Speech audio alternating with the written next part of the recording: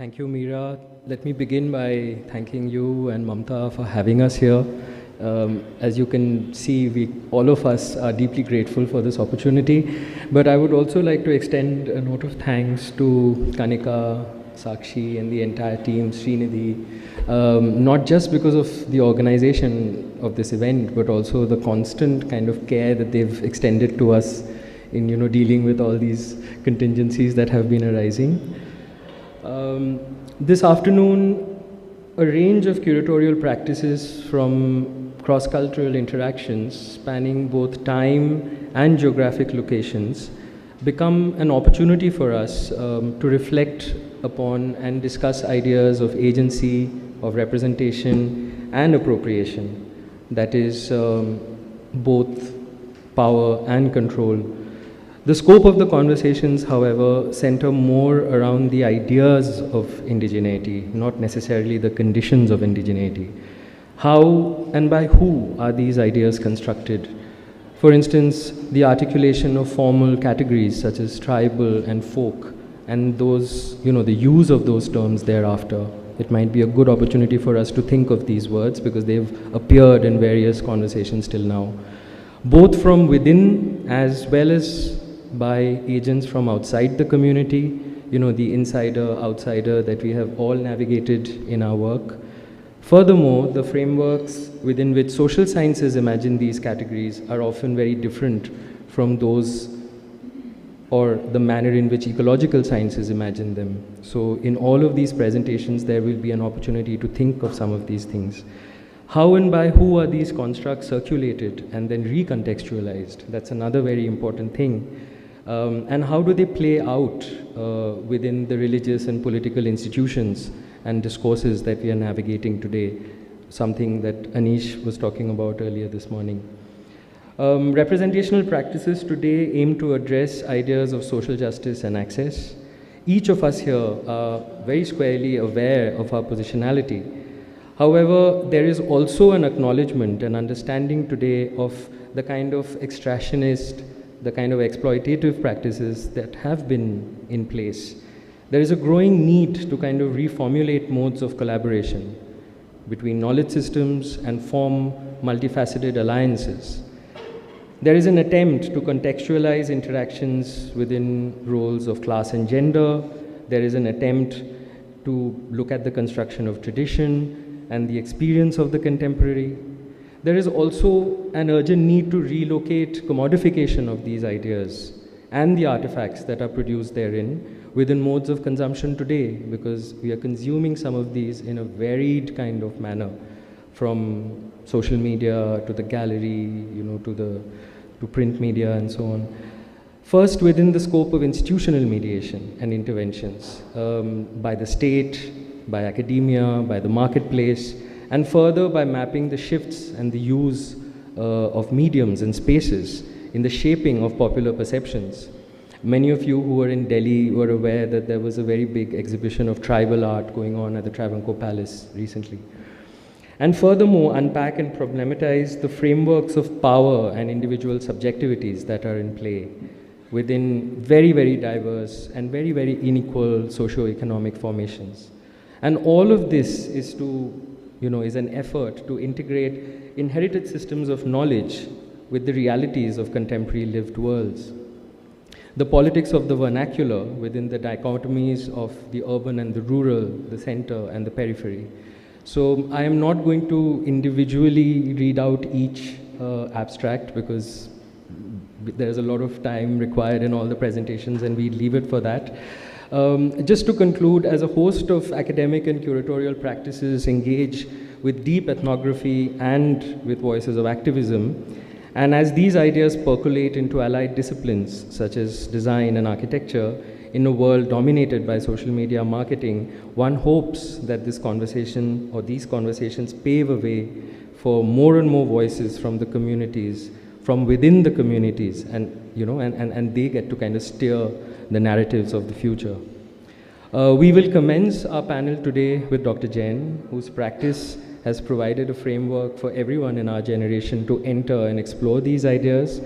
It will be followed by Nancy Adajania's presentation and reflections, critical reflections on the Tribal Museum in Bhopal. This will be followed by a presentation by Dr. Natalie King through a gendered lens in her collaborative projects with First Nation artists from Australia. And we will end with a dialogue between Katya and Mayur. It will be a joint presentation and dialogue which navigates these ideas in a contemporary art world. So without any further ado, may I request Dr. Jain to please.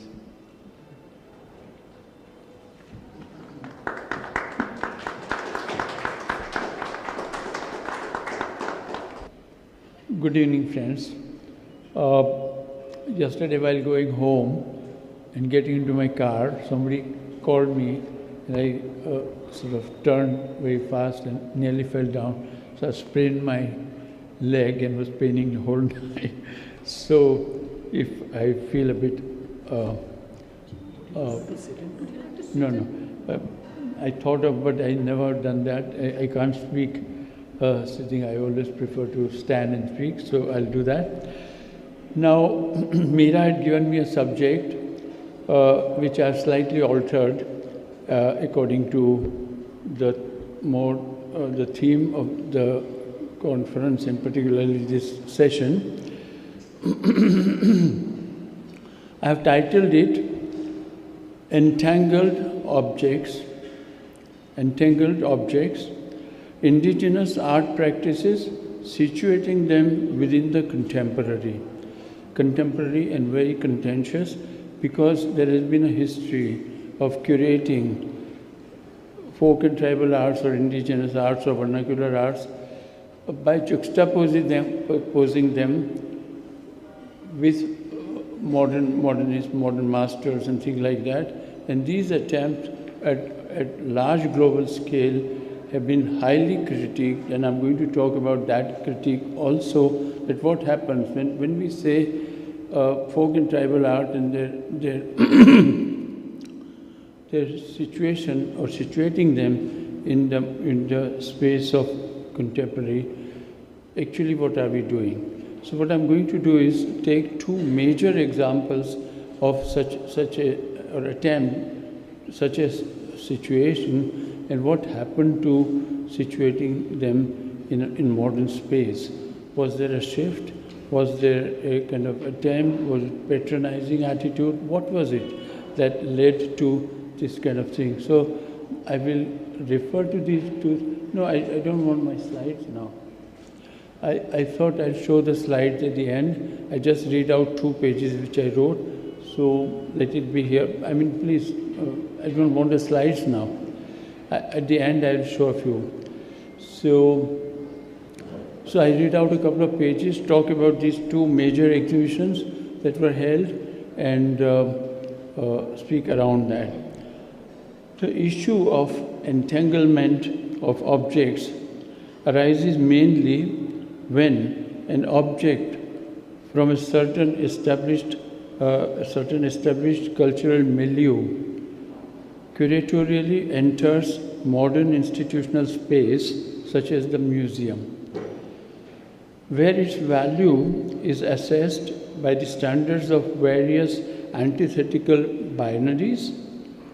When an object comes from another milieu and enters a museum or space of museum, and sometimes juxtaposed with modern and contemporary, not only because they're together in a given time, but the whole issue of concept and genre.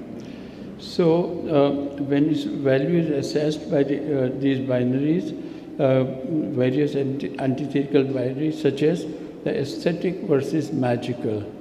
So one genre is aesthetic, another is magical. How? So aesthetic versus magical, the collective versus individuality. So tribal and folk is always collective, and the rest is individualistic. The traditional versus modern, also time and conceptually. Fine versus minor, colonial terminology, fine arts and minor arts. And art versus artifact. Now this happens because of this kind of, these binaries become very important when, as I said, the objects get entangled when coming from one space in one milieu of culture enters into another space in culture. The subject of curating indigenous art practices and situating them within the modern or contemporary, at the moment I'm putting them together. I know that one can differentiate them critically, but for the sake of it just now I'm referring to, I don't have that much time to go into that. But there is some discourse on that. So the subject of curating indigenous art practices and situating them within the modern or contemporary has had contentious histories and foundational critical discourse around it. Due to the paucity of time, I shall only briefly refer to a couple of examples, namely two exhibitions. There are two major exhibitions held, and these have really set the discourse around whether one can juxtapose the folk and tribal or vernacular arts along with modern and modernist creations. These two exhibitions, one was Primitivism and 20th Century Art, Affinities Between the Tribal and the Modern, held at Museum of Modern Art, MoMA, in New York in 1984. And another one was Les Musiciens de la Terre, shown at the Pompidou Center in Paris in 1989. Now, these two exhibitions were the first of its kind, and later on, perhaps, nothing of that sort was ever done again, juxtaposing the tribal and vernacular with the modern, because of the critique that arose out of it. And I think that later on there were attempts, for example, in Australia, the Asia-Pacific Triennial, and there certain things were done, this kind of juxtaposing. I'm going to a little bit refer to that and the problems that arise from that. In the MoMA Primitivism show, works of modern masters and tribal objects from the world over were shown side by side on the ground of affinities and common denominations. Affinities between tribal and folk and the modern and common denominator. As critiqued by James Clifford. James Clifford was the Harvard professor. He was the greatest critic of this, and I think he laid the foundation of criticism of this kind, and that has prevailed so much that after that almost never an exhibition of this was attempted, because he really articulated the problems arising from this kind of juxtaposition. So, as critiqued by James Clifford, he says, the affinities are all on modern terms. Tribal and folk objects or vernacular objects were shown, and modernist art was shown, modern art was shown. So he says that the affinities are all on modernist terms, even for looking at the tribal and folk object. The modernism represented here is only with selective artistic inventions, a positive category, separate, look at this, a positive category separable from negative primitivism of the irrational, the savage, the base. So some kind of aesthetic aspect, some kind of superficial affinities, based on that, these objects were juxtaposed. And there were other things that were left out because it came from another cultural milieu. The exhibition Les Musiciens de la Terre, artist as magician, also to juxtapose the Western modern and the tribal indigenous creations more or less on the basis of visual aesthetic affinities. And the director of or curator of this exhibition said, I will go by visual criteria alone. So visual affinities and things. So he sort of he defended himself on that by saying that visual criteria alone, aesthetic. This position largely eclipsed the political predicament of the indigenous artists, because visual alone. This was summarized by Benjamin Buchloh, the German art historian who was also teaching later on at Harvard. In a question put to the curator, Buchloh asked a question to curator about this juxtaposition. He says, Western hegemonic centers use third world countries as provider of cheap labor, devastate their ecological resources and infrastructure, and use them as dumping ground for their industrial waste. So he says, don't you think that by excluding these political and economical aspects and by focusing exclusively on the cultural relationships between Western centers and developing nations, you will inevitably generate a neo-colonial reality? I hope you got the point, that he was going by visual similarities, etc., and then there were entire difference between the third world and their situation, and this was completely neglected, because if that was brought in, the two genres would never gel. So this criticism had, I think, influenced this and also the other one that I read out. It has then, I think this exercise has particularly stopped after that. In India, there were various responsible to this kind of situation. At Bharat Bhavan in Bhopal, the multi-arts complex in Madhya Pradesh, the modern artist Swaminathan attempted to juxtapose the modern and the vernacular, but later segregated the two after objections raised by some of the moderns.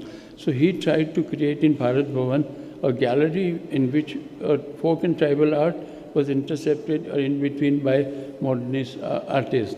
So the moderns made a lot of noise about it. This had also happened, I think, in one of our triennale, where this kind of attempt was being made, and Krishan Khanna and many other artists had made a lot of noise, and then these were separated.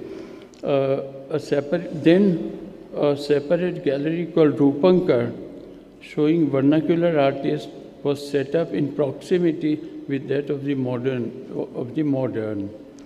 Initially, and for a few years, no captions were provided to the vernacular objects at Bharat Bhavan to eclipse the ethnographic information about them, so as to circulate these works in the hallowed category of modern.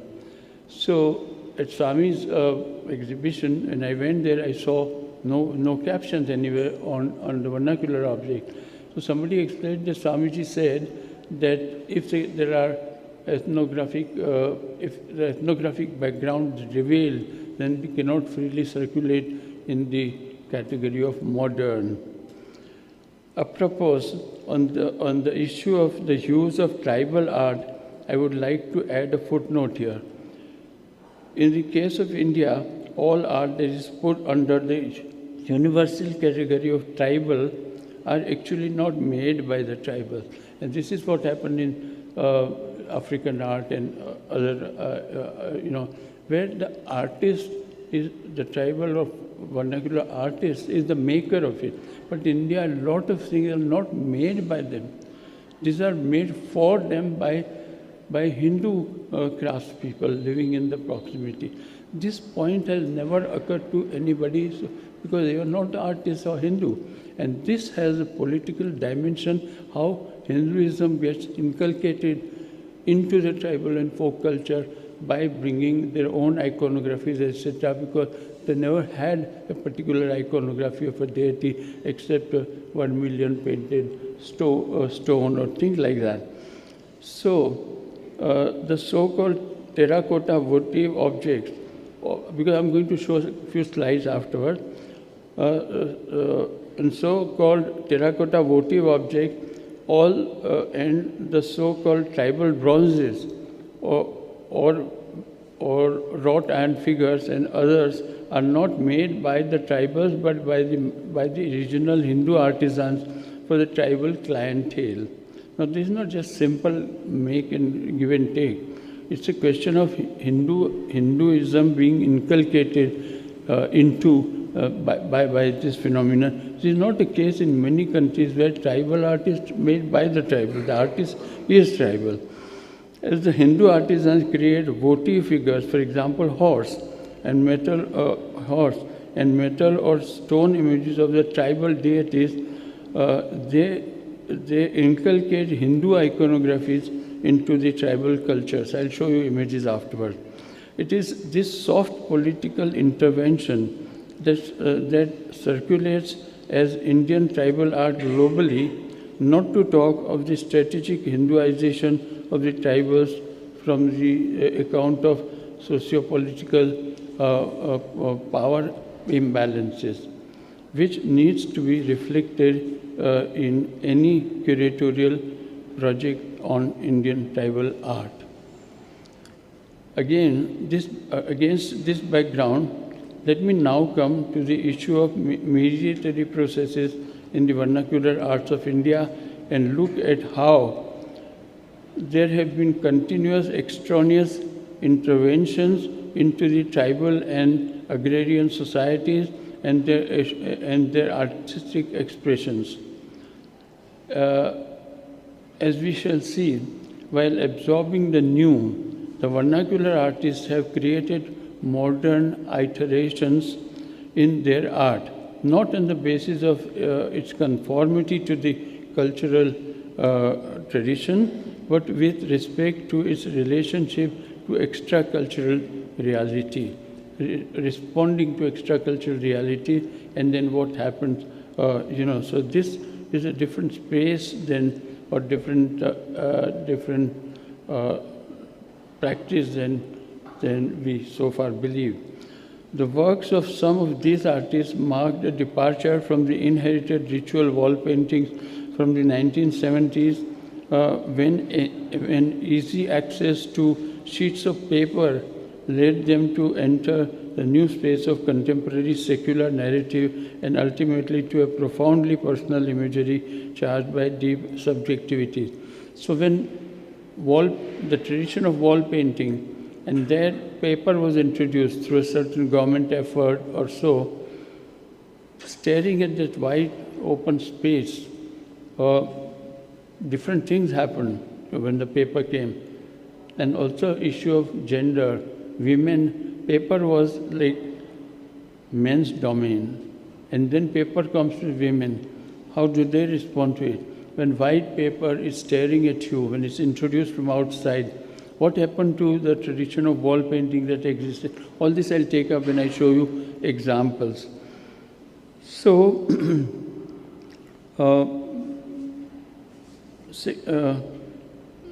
the works of some of these artists marked a departure from the inherited ritual wall painting from the 1970s, when easy access to sheets of paper led them to enter the new space of contemporary secular narrative and ultimately to a profoundly personal imagery charged by deep subjectivities. This is different than following the traditional wall painting in a marriage chamber or things like that. These are not examples of explicit modernist, look, this is important. These are not examples of explicit modernist intentions, but foreground the fact that the modern intentionality in their work resides rather in their creation of a space for conscious and reflective representation of their own subjectivity and experience in the modern world. So it's not modernity that they have absorbed, when they put in this space, but this is more like experience in the modern world, their own experience in the modern world. With these concerns in mind, I curated an exhibition, Other Masters, 5 contemporary folk and tribal artists in India at the Crafts Museum in Delhi in 1998, and an expanded version of this exhibition was shown at the Musée du Quai Branly Chirac in Paris in 2010, which remained there for about 6 months and was reviewed by 45 newspapers and journals all over the world. Let me now quickly show a few images which reflect the quintessence of issues that I have just now put before you. Now I would like to give you a few examples of pre-modern mediations. Now, horse, for example. Horse came from somewhere else, and tribals never had a horse. So all the memorial objects that the tribals are using all over northern India, even southern India, for example, you see the INR here. The Nayaka dynasty, they, in imitation of the northern Indian rulers, introduced horse. But in that climate, all the horses began to die in their army and things like that. But it was kind of, so this is a kind of external thing that came from dominant community into the tribal community. And that is why, so I'm talking about this soft inculcation of tribal, extraneous cultural ethos entering the tribal. Now, these are tribal bronzes here, for example. These are created by, these are tribal bronzes from Bastar, but these are created by Hindu craftsmen. And tribals did not have any deities of that kind. And these were introduced into that. So, for example, in the middle you see a goddess and thing. These are, they never had deities like that. Now, all over the world, these tribal bronzes are shown as Indian tribal bronzes. But tribals did not make them, they were given these and were almost thrust upon them. Next, please. Yeah. Similarly, on top left corner, there are paintings of a tribal in Madhya Pradesh and Gujarat border, and these are like Eastern Gujarat thing. And Rathwa tribe, again, the horse enters were there, and around in these tribal areas, there are Rajput kingdoms who always held the Shera procession where horses were moving. So tribal imitating that procession, but their own mythology they interpreted in terms of the procession, and the creation myth of the tribal Rathwas were sort of given a form imitating the procession of the Rajput rulers of that. And here you see this wooden figure of Nandikeshwara at the shrine dedicated to Bhuta on the spirit of the dead, vernacularization of a Hindu Shaivite cult. So this kind of, I mean, we need to know this background before bringing them into modern space. And right side is a Varli tribal door. Very interesting. When I happened to be one of the villages were there, I found that people carrying a shoulder bag, a cloth bag, jhola, in which there were stencils of Hindu gods, etc. And they were going from door to door, house to house, and asking people. And then they were stenciling the images of the gods and goddess, Hindu gods. And this is how stenciled Hindu deities. And these people were Bhagats. They were called Bhagat. And this was some kind of Bhagatization, but actually Hinduization of tribal. So this kind of missionary work was going on to introduce or to inculcate Hindu imagery there. Next, please. Modern interventions, arrival of paper, transition from the iconic to the narrative. This I will take two examples, one from Madhubani and one from Varli area. In Madhubani, for example, as you can see here, Kobar, bridal chamber, anonymous Madhubani, Bihar. Now, the painting tradition that Madhubani originally had confined only to this marriage chamber where marriage was solemnized and even consummated in that room. And the only painting tradition that ever existed was this kind of symbolic representation, etc. When the paper was introduced, they gave up doing this kind of symbolic painting, but turned to narration. Now it's interesting that there was a shift from iconic to narrative everywhere. So when paper came, they began to illustrate their mythologies and stories, and that's how they had to develop different kind of narrative devices which they did not have. And therefore, you can see here, for example, two paintings by Ganga Devi. On the left side, for example, the Ravan comes to kidnap Sita, and his chariot is shown there behind a branch that they could not see. But it was so this kind of narrative device, time and dealing with time and space. This all came automatically to them when they began to. Same is here, Bali and Sugriv and Ram and Lakshman standing here.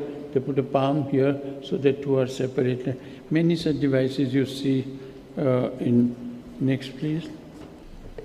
And then, for example, Ganga Devi, the very renowned and very talented artist from Madhubani, she did an epic scale painting over 3 years, describing the ritual of from left corner top, the woman becomes pregnant, gives birth to a child, and the child goes through all the sanskaras of life, and coming at the end here, the child gets married and it goes back to. So the whole cultural detail of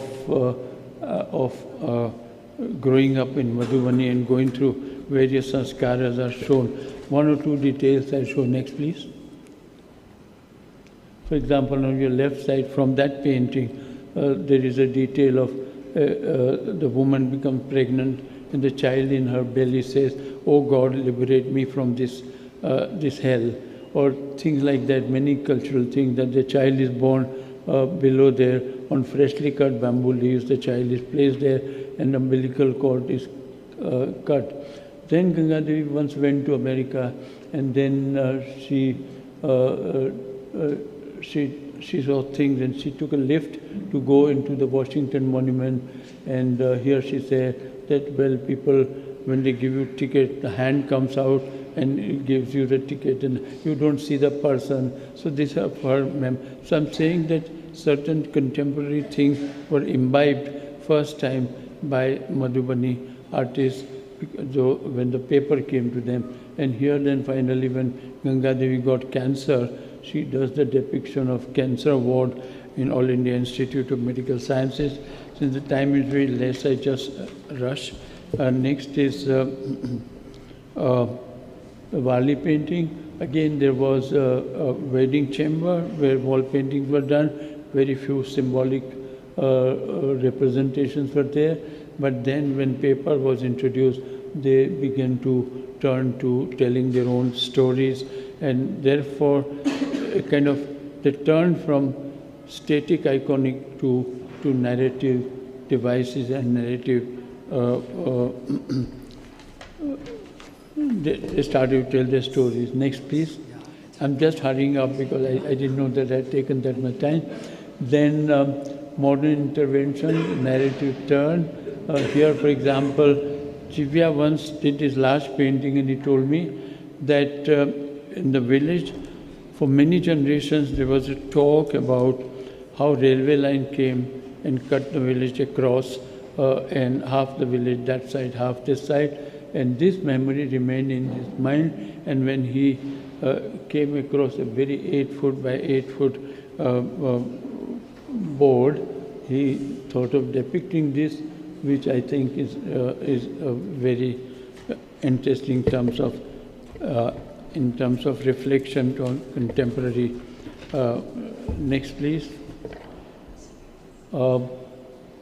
Maybe I think since the night, still a few slides. So one was paper, another is the museum space. When the artist enters a museum space, that time, the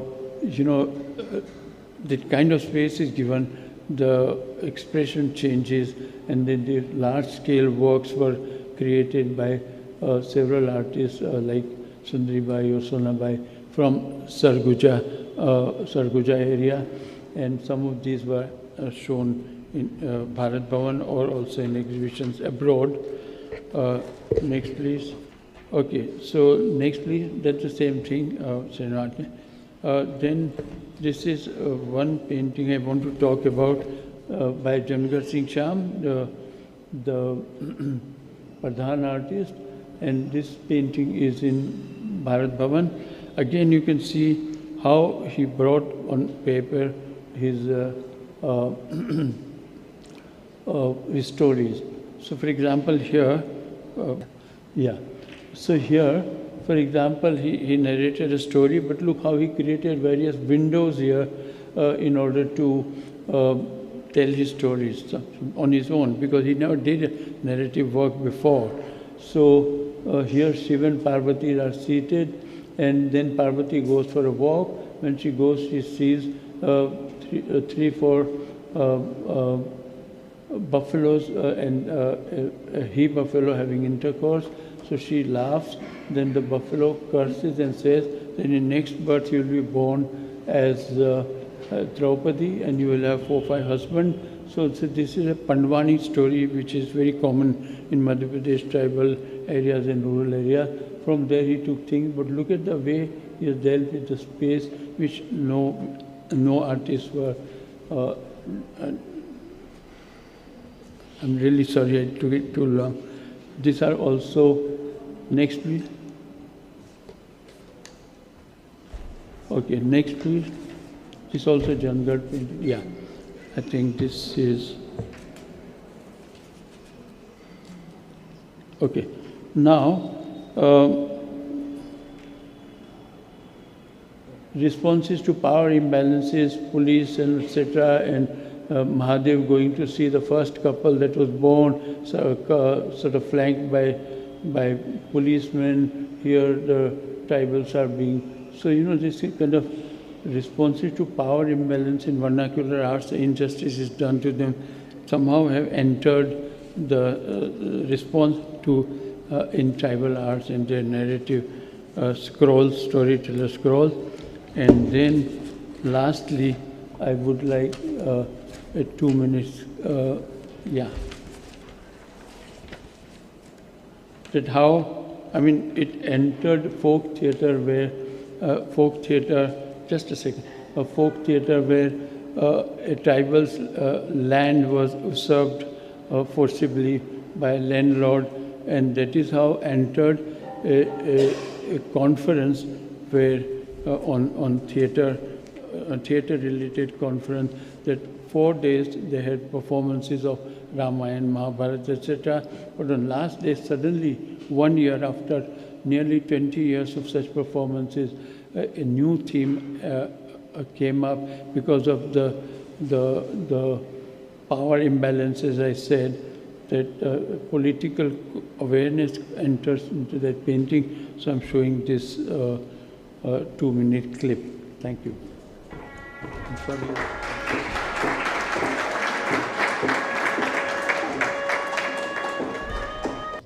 Thank you so much, Dr. Jain, for this wonderful presentation.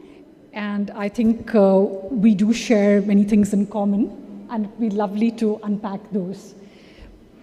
First of all, I'd like to thank both Mamta and Meera and all the student volunteers who have made this symposium a success. And I can say that because we are the last panel today.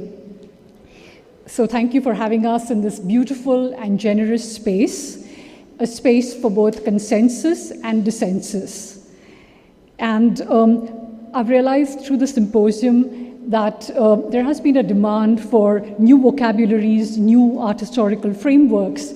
And one of the tropes that I'd like to insert into the discourse of this symposium is affordances. So let's go ahead and unpack it. This presentation will critically analyze the Madhya Pradesh Tribal Museum Bhopal as an example of an infrastructure marked by a Derridian hauntology. Most institutions carry within them the phantom presence of seemingly defunct philosophies as well as the currents of ongoing debates. The MP Tribal Museum was inaugurated in 2013. It was established by the MP state government, and it functions under the State Cultural Department. The museum expressly rejects the conventional collection-based model by fashioning itself instead as a collection of liveliness. This mandate is especially salient as Adivasi communities such as the Gond, Pardhan, Bhil, Bega, Saharia, and Korku, among others, form 21% of the population in MP and nearly 31% in Chhattisgarh. But despite the aura of festivity, this museum remains shadowed by unresolved questions concerning identity, location, representation, and socioeconomic asymmetries.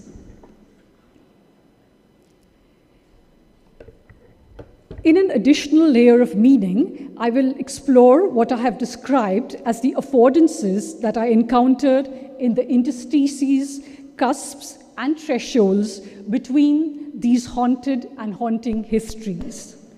By affordance, I mean a capacity latent within an environment which may be activated by any being that resides in that environment, however temporarily as its habitat. These affordances could be conceptual, visceral, spatial, infrastructural. Some may just lie unused and unrecognized forever. Others may spring into life in the appropriate circumstances.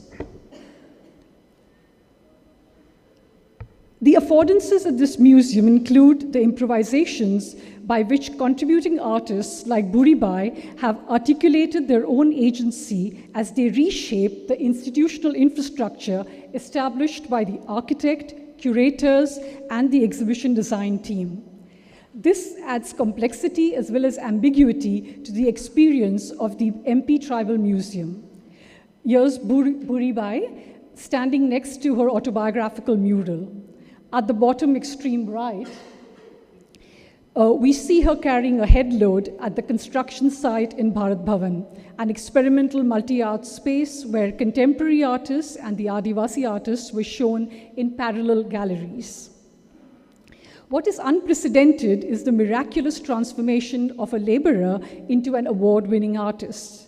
The Bharat Bhavan experiment initiated by Swaminathan and Ashok Vajpayee in 1982 is a phantom history underpinning the MP Tribal Museum, which was founded 2 decades later.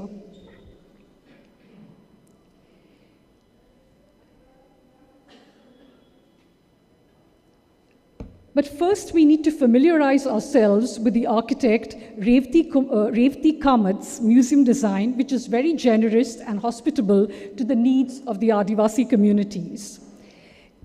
Her design could be read as a series of clusters built around a sequence of 3 voids that are open to sky in varying degrees. A funnel-like void for the auditorium, an atrium with a water body at the center, and an amphitheater. The museum is laid out over a sequence of galleries and courtyards, and it exudes both transparency and fluidity. The vast double-height gallery spaces and multi-level verandas reveal Kamat's desire to make the exhibition spaces participatory by enabling, as she wrote, by enabling the tribal communities to represent themselves and express their own ideas and ways of life, close quote.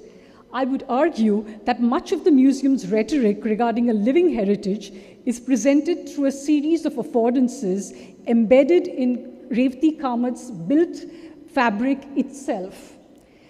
These can be activated by artists, curators, and viewers. Among these affordances are spaces of sociality where artists can gather and converse. Occasions of amusement where audiences more used to popular entertainment of the Disneyland variety are not alienated by classical museum displays. double-height galleries that could be turned into multi-level spaces equipped with viewing platforms and observatories by curators to generate unexpected sightlines and forms of scenography. Thresholds of intimacy where young people can paradoxically craft privacy in public space. In her essay on the Tribal Museum as a dating venue, Ina Ross shows how couples have appropriated the museum space and made it their own. Now, what the curator and designer of this museum do with these affordances built into the architecture is another story, as I showed you from those cramped spaces in the earlier slides. The supremely cluttered foyer of the Tribal Museum gives us a foretaste of what we may encounter across the institution's 6 galleries, divided into these rubrics such as cultural diversity, tribal life, tribal aesthetic, tribal spiritual world, the Chhattisgarh Gallery, and the Raku Gallery dedicated to Adivasi children, the children's games. Gigantism and proliferation seem to be the key drivers of the museum's exhibition scenography. A mammoth-goned granary that feels like an unintended ironic gloss on Adivasi hunger. Bill votive offerings piled high and multiplying rapidly through the gallery like the ghosts of unfulfilled wishes. A fertility bangle traditionally made by the Bhareva and the Jara and the Gadwa communities of MP and Chhattisgarh, magnified here to look like a Ferris wheel. This magnification neutralizes the power of sympathetic magic associated with the bangle. As if this was not enough, a quasi-naturalistic ruralscape has also been imposed upon it. By turning a ritual object into a hypertrophic art installation, the museum has reduced it to a kitsch fetish. If indeed it was felt that this object should be made relevant for our contemporary times, could the Adivasi artists, I ask, have been given a more decisive role in reinterpreting this object in the age of endangered agricultural practices, climate change, and vampiric capitalism? What is the real subject of the Tribal Museum? What is being museumized here? Is the museum trying to offer a simulacrum of the lived environment or the life world of the Adivasi communities? This is a heroic but doomed project. The forces of modernization and urbanization have destroyed that world, while their culture has been embalmed in museums.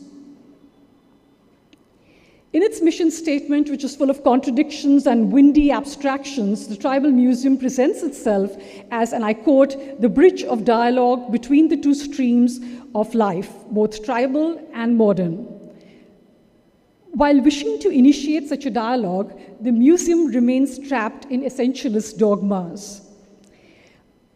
According to them, and I quote again, modern urban life is based on scientific views and tribal life is based on mythic views, close quote.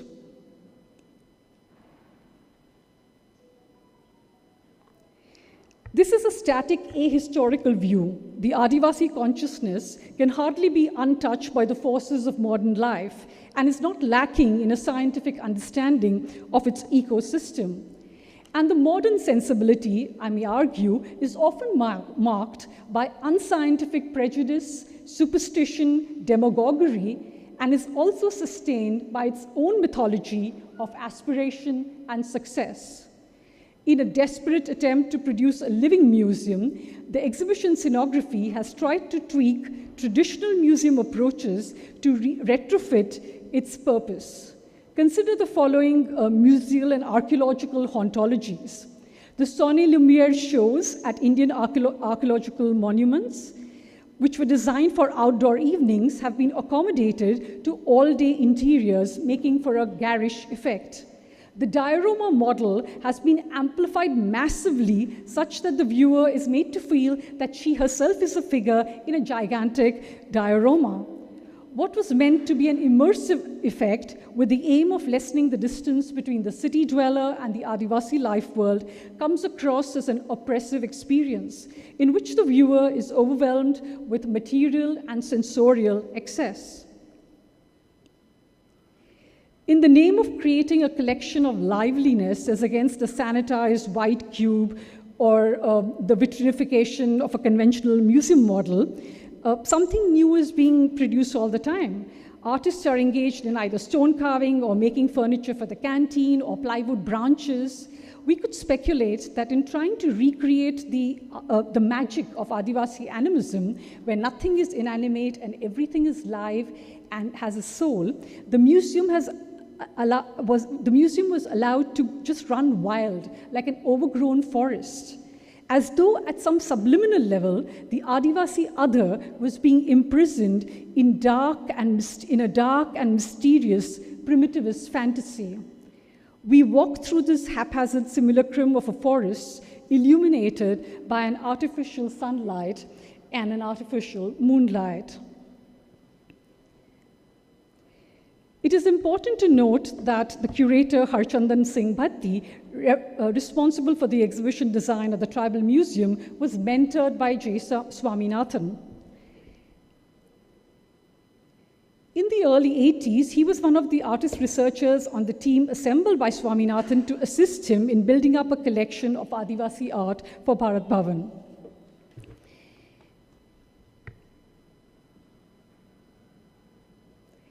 In asserting the right of artists of Adivasi background to be seen as individual contemporary artists, Swaminathan sometimes argued that their creativity should be viewed as autonomous of an ethnographic account of their lives and circumstances. This is something that Dr. Jain just brought forward in his presentation right now. Of course, he remained fully cognizant of their socio-economic struggles. Indeed, his championing of their right to an imaginative self-fulfillment was an expression of a pro-Adivasi politics. However, as Dr. Jain has pointed out, and he was the former director of the Crafts Museum, Delhi, that it's important to also critique Swaminathan for his emphasis on the formalist aspect of tribal art over its ethnographic context. At the Tribal Museum, Bhatti has gone to the other extreme in reversing his mentor's strategy. Ethnographic context dominates the wall text, while the Adivasi artists' formal and political choices are not given any consideration. And the Tribal Gallery, at Rupankar Museum in Bharat Bhavan, which was more of a multi-purpose hall than a white cube, is replaced at the Tribal Museum with the overstuffed galleries.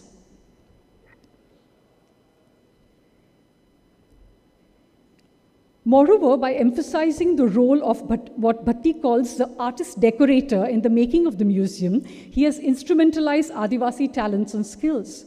The channeling of these artists into the function of interior decoration tends to reinforce the prevailing misunderstanding that such artists who have individuated themselves through exemplary struggles are no more than interchangeable bearers of inherited myths and crafts. It also paves the way for a deliberate and disturbing blurring of the boundaries between artwork, installation, and mise en scène. By rendering these three exhibitionary categories unstable and therefore confused, the curator/exhibition designer is able to exert disproportionate power over what is shown and how it is shown. From its inception, the museum has propagated, so to speak, a counter-intuitive Magretian mantra. This is not a museum, to emphasize its continuous growth, presenting itself as a hybrid space. A museum that is also a hectic production system, but hybridity has its consequences, and such a stance cannot simply wish away the questions one would legitimately ask of a museum. Where does the museum shade into a karkhana, a word used both for the painterly ateliers of the Mughal Empire and a humble workshop or a factory? Where does the curatorial mandate end and the artistic desire begin? Although the institutional rhetoric suggests that the artists are equal partners in the making of the museum, it is the scenography that dominates and controls the exhibition narrative. The individual artworks, and with them artistic agency, are subsumed into the overpowering installations that proliferate in a fashion that embraces disorder as an organizing principle.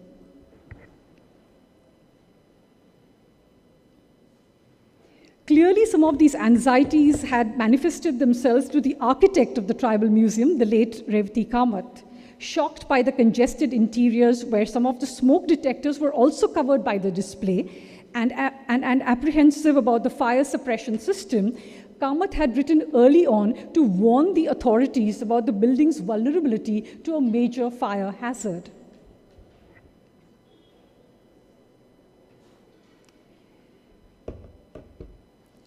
While we wrestle with the ethnography over art narrative of the tribal museum, or the phantom narrative of art over ethnography as institutionalized by Bharat Bhavan, the story that has gone missing from the representation of Adivasi art is the ethnography of rebellion, by which I mean the forms of political resistance that Adivasi communities evolved to combat the colonial and the post-colonial state. This is over, the ethnography of rebellion is over and against the customary ethnographic study of their social customs, their religious rites, or their cosmogonic views, which are all, of course, abundantly attested to at the tribal museum.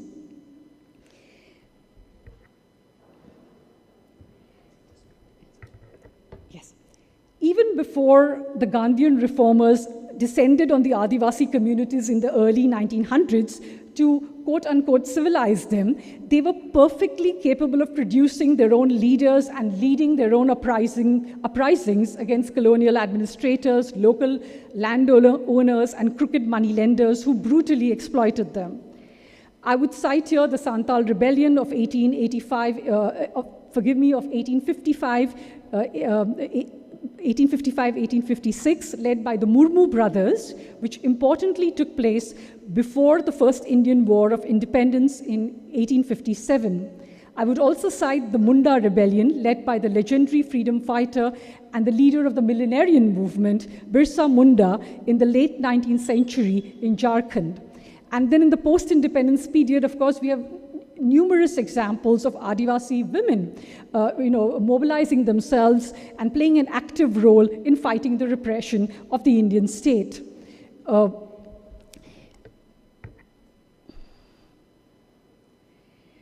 In Chhattisgarh, Adivasi women have survived sexual violence and other brutal human rights violations because of the intense militarization of the region by the state in a bid to counter Maoist insurgency. The room for rebellion would gesture towards making space for dissensus and dissent. It is my modest proposal for a change in curatorial strategy, one which could accommodate and annotate the historical and political agency of the Adivasi artists and of the Adivasi people and their artists without pandering to the facetious dichotomy of ethnography and art. Meanwhile, a micropolitics of self-assertion is well underway at the museum. The artist's instinctive grasp of the affordances made possible at the museum is very palpable. By inhabiting a museum solely devoted to Adivasi art, they have the freedom to walk in and out of the space without the burden of comparison with other kinds of artists. They do not need the validation of an Anglophone metropolitan art world in the space. They do not need the validation of an Anglophone metropolitan art world in this space that ostensibly belongs to them and which they have made their own in actuality.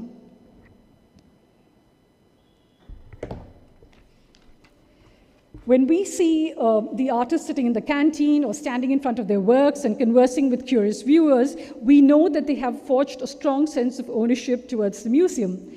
The Bega artist Ladli Bai proudly declares, "This is not a Sangralay, but it is our ghar, our home." And things are changing in the villages, but here our children and grandchildren will know what our culture, past and present, means. Close quote. One way to look at the tribal museum is to see it as the artist's home, their ghar, a place they have quote unquote decorated with their own hands. But we also know that it is a home whose contents are framed by somebody else, whose identity is always already determined. Consider the persistent vocabulary of tribal, janjati, primitive, innocent, spontaneous.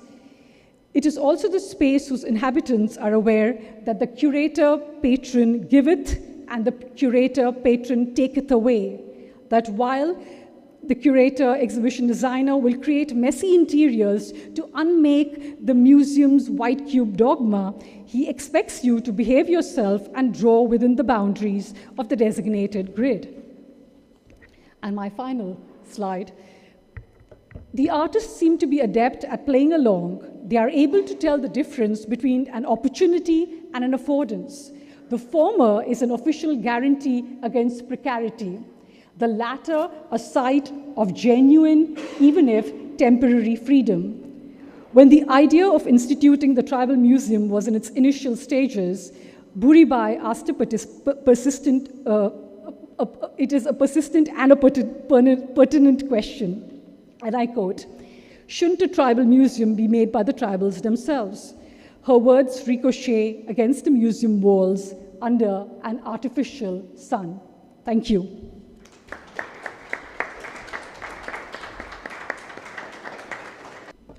Thank you, Nancy, for finishing on the note of self-determination. I think there'll be a lot of confluences with my presentation. And thank you, Abeer, for your expert moderating. I'm delighted to be here alongside colleagues Mayur, Katya, Nancy, and Dr. Jain. And of course, Mamta, thank you so much for generously hosting the Anant Curatorial Forum. It's been quite a gathering.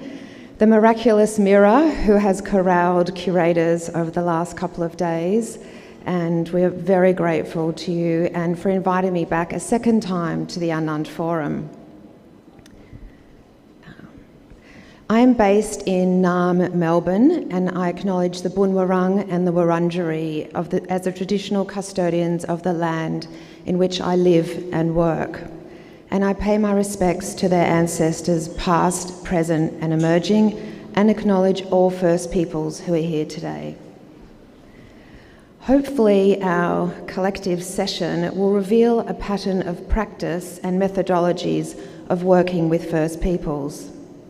The title of my presentation is Gunka Kumpu, which means strong women, a matriarchal phrase in the language of the First Peoples of Central Australia, across the Ananu, Piranjara and Yankunytjatjara region, known as the APY lands. The phrase recurs in the work of Kayleen Whiskey, whose work you can see here, and signals the empowerment of women supporting each other across generations, caring for country and life-sustaining practices in the desert, while also sharing complex narratives surrounding kinship relations and obligations, wisdom and female strength. With this in mind, today I would like to focus on two curatorial case studies and my long-standing collaboration with Kayleen Whiskey and the late Destiny Deacon. But my curatorial relationship is based on conversations and collaborations rather than roles. I work alongside artists as a comrade, confidant, ally and enabler, what Nikhil referred to yesterday as with a friendship economy. But trust is central to these relationships. For me, an exhibition has equal merit to an interview, a symposia, a commission, even a one-day event. So I like to work across non-division between practice and theory, criticism and creativity. I give the same priority to curating a series of talks as I do to an exhibition, a fleeting site-related project, a text or a published conversation, what Annapurna referred to yesterday. The outcome could be a book or a bag. It's important coming from the Australian context where we ascribe to Creative Australia's First Nations protocols for respectful engagement with Indigenous cultural and intellectual property, focusing on consent, consultation, and benefit sharing. These protocols are a framework for Indigenous self-determination, building respectful relations based on deep listening and cultural safety. In November, I published the first monograph on kaolin whiskey, titled Do You Believe in Love?, published by Thames and Hudson and co-edited with Iwansha Arts Centre. The book was recently shortlisted for a Victorian Premier's Literary Award. The title is inspired by Cher's pop disco anthem To Life After Love and Survival. Her upbeat lyrics, encapsulated emancipation and self-sufficiency, are set to a riveting dance tempo. Cher sings of strength in the face of adversity, sashaying with hips swaying live on top of the pops, resplendent in a sparkly top, miniskirt and knee-high boots. Kaolin Whiskey joyfully binds her local Unanoo community iconography from Central Australia with Western pop culture. The cover is a lenticular to show the dynamism of kaolin's iconography of flowers and females, serpents and Sprite, cupcakes and Coca-Cola, as well as Mikulpa, which is the desert tobacco.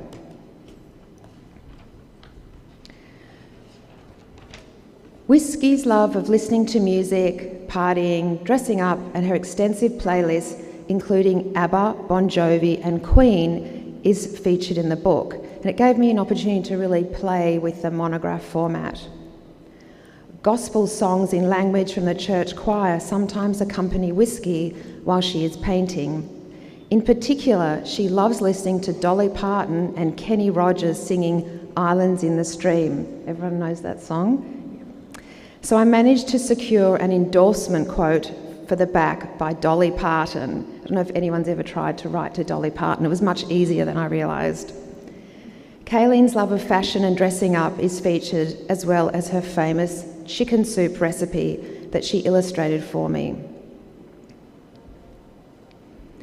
Kaolin Whiskey grew up in Indulkana with her parents and her little brother James, where her father was a school teacher. Early influences include comic books, especially Wonder Woman, brought home by her aunts and uncles, and visiting the Coober Pedy drive-in to watch Crocodile Dundee through the fence with her cousins.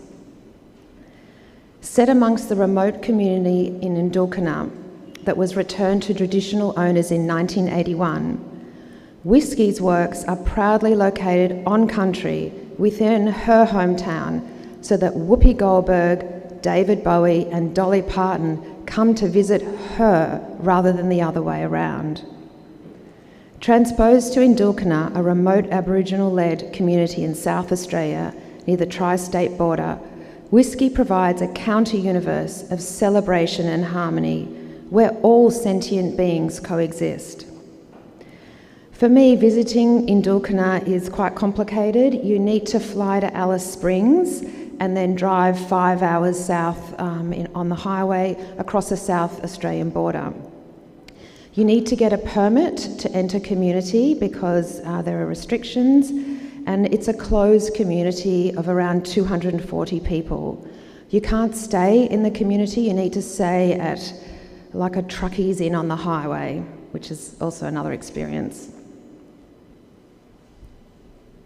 Iwansha is the name of both the Arts Centre and the adjacent creek, where ceremony, dance and welcomes are performed. Iwansha Arts is a studio with up to 30 artists working side by side and in a supportive environment of eating, drinking, laughing, and of course painting.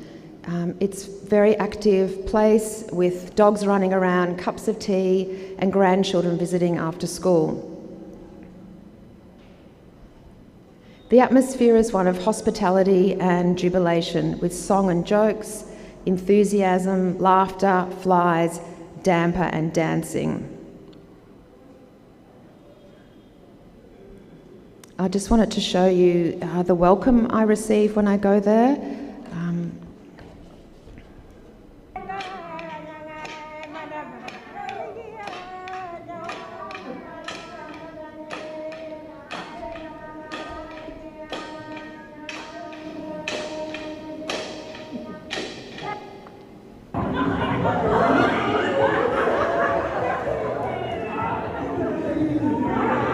There's also a lot of filmmakers in community.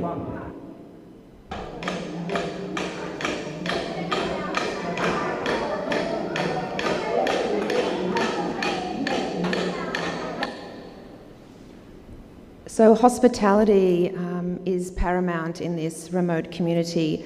Artists work side by side. Men and women are in separate areas, and women have double the amount of space as the men. Lunch is barbecue tail that's cooked on an open fire. It's a local delicacy. And there's Kayleen. So when I visit, I often sit alongside Kayleen and watch her paint. English is her third language, so we essentially communicate through the non-verbal. So I watch her paint boomerangs and butterflies in her candy-coloured dots. This is Kayleen and her friend at the entrance to the Art Centre. And I commenced visiting the Art Centre in 2018 with a view to doing a book. So it's taken that long to put the book on the shelves. And I commissioned a number of essays, a poem, and a comprehensive interview with Kayleen through various interpreters. These conversations are obviously archival, but in this case were very much improvised. Kayleen depicts wildflowers and wombats, Minkelpa and Madonna. They all show up in her paintings that connect art, community and country. Even Whitney Houston is on the guest list of characters who live harmoniously amidst the clutter of daily life, where pop culture femmes seamlessly merge with whiskey's friends. I guess it's the kind of radical togetherness that Chus was referring to yesterday. Kayleen and Dolly appear with a galah bird, boomerangs, yin and yang motif across her comic book layout. Sometimes there are hilarious antics, especially when Wonder Woman was looking for her crown that Mamu stole, but she will find it, Rikina. Laughing and having cups of tea with cake, whiskey's superwomen warriors herald Indigenous sovereignty with matrilineal solidarity. The title of the book, Do You Believe in Love?, is a painting on the left that features Cher kneeling in strappy high heels with a serpent draped around her chest. Her cinched-in waist and blue nail polish are offset by a bright pink halter-top dress as she clasps a boomerang with a colourful parrot perched on her knee. Nearby, Dolly is relaxing, reclining while eating hot KFC chips and a milkshake. Wonder Woman has arrived at the party with balloons in black, yellow and gold and red, the colours of the Aboriginal flag. Kayleen usually positions herself in the painting, often at the centre, in a fringed black frock and cowboy boots. Even Tina Turner appears in the top corner with a piti, which is a wooden bowl, on her head, delivering a carton of milk and Coca-Cola. Shortly I'll show you the film that Kayleen made called Gunga Kupu. And this is what Kayleen says about strong women. This is what she said in our interview. Strong women care for each other and make each other strong, so they're all coming up together. I look after a lot of young ladies at my house. They come for breakfast every morning to my little caravan. We all eat good food in the morning and then I send them off to school. Sometimes I make very good damper.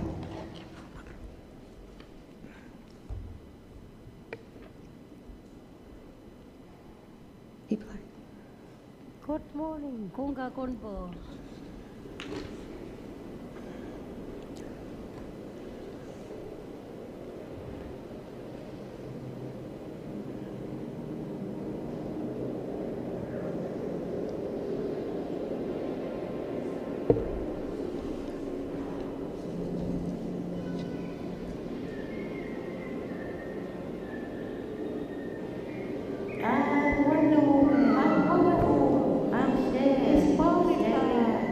Coca-Cola.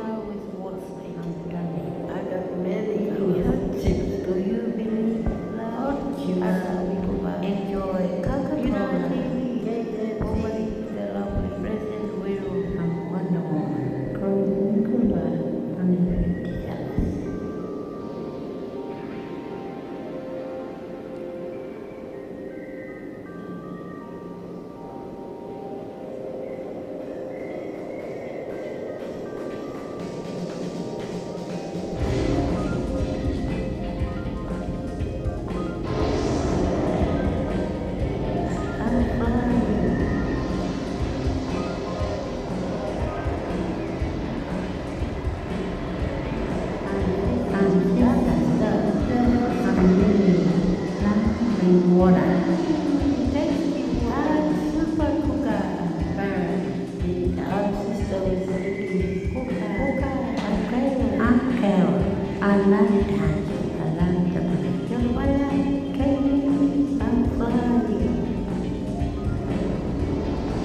That's Kayleen.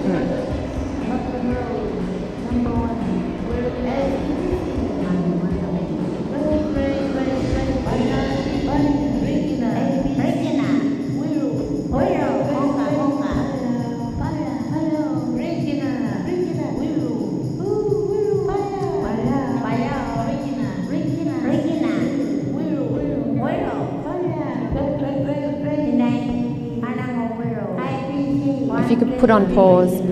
Yeah.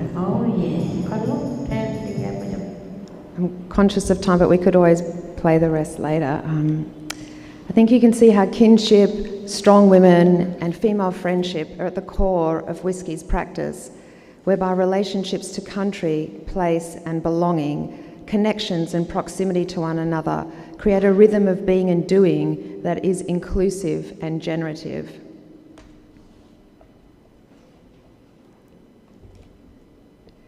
Now I would like to turn quite briefly to my 30-year long-standing friendship and ongoing curatorial work with First Nations artist Destiny Deacon, who was from the Kuku, Arab and Mer people of the Torres Strait.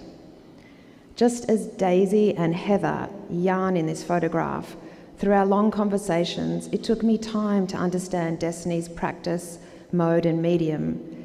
Our conversations accumulated increments and details. Together we found ways to amplify her voice and ensure that there was a laugh and a tear in every photo. Destiny was famously known for taking the C out of the word black, and it was a type of reclamation. She said it came from her 1991 photograph, Black Like Me, and she wanted to remove the derogatory phrases that she was often called as a child. This is Destiny's living room on the left. We were talking about museum as home, and somehow I convinced her to relocate her entire living room with all the bric-a-brac to the Museum of Contemporary Art in Sydney. She never quite forgave me for not having a couch for 3 months, but it was a way to show how her artworks were overflowing with bric-a-brac, aboriginalia, and the detritus of a personal and political life. This is a detail of some of the works that I supported her with for her presentation at the Sharjah Biennial in 2023, where she cleverly worked with the title Bait Black, and Bait is house in Arabic, but she called it Bait Black.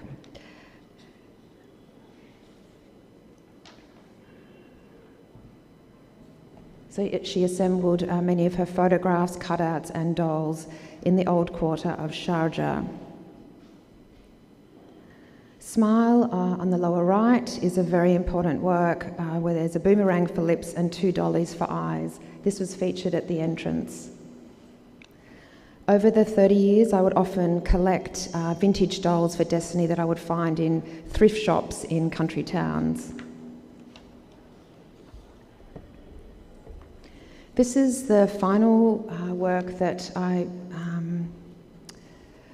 assisted Destiny with, and it was her presentation at the 2024 Biennale of Sydney.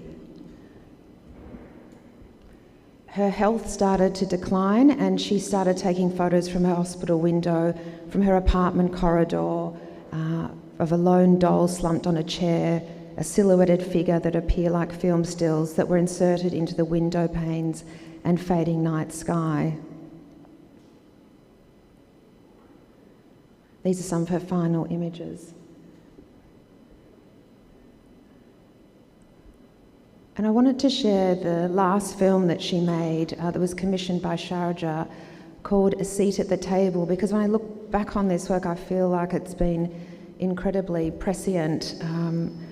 the way she suggests that we try and come together and everyone needs to have a seat at the table. The audience participated by sitting at an actual table in front of the film projection, thereby questioning how we can be together with First Peoples and literally meet at the table. A prescient metaphor for coming together. In the end, I found myself a carer and friend, taking her to hospital, driving her to appointments, and finding a way to trust and look after each other. My curatorial role extended unexpectedly into these other domains. Basically, I was the person who she asked to do, I would do any task for her, basically. I think working with both Kayleen Whiskey and Destiny Deacon has taught me about deep listening as a very attentive approach to interpersonal relationships, where a love, care and respect for the difference and singularity of the one you have a relationship with, as well as a true value for your own difference, are the primary practice of this politics. I hope I've provided some thoughts on how we can form relationships with First Nations artists as curatorial allies, how we can work and walk side by side between curator and artist, and how togetherness and female friendship might be ways to counter rigid institutional hierarchies that are embedded in museums, biennials and exhibition making, and what kind of Indigenous epistemologies can be deployed to ensure that we collectively shift from I to we and imagine regenerative futures. Thank you.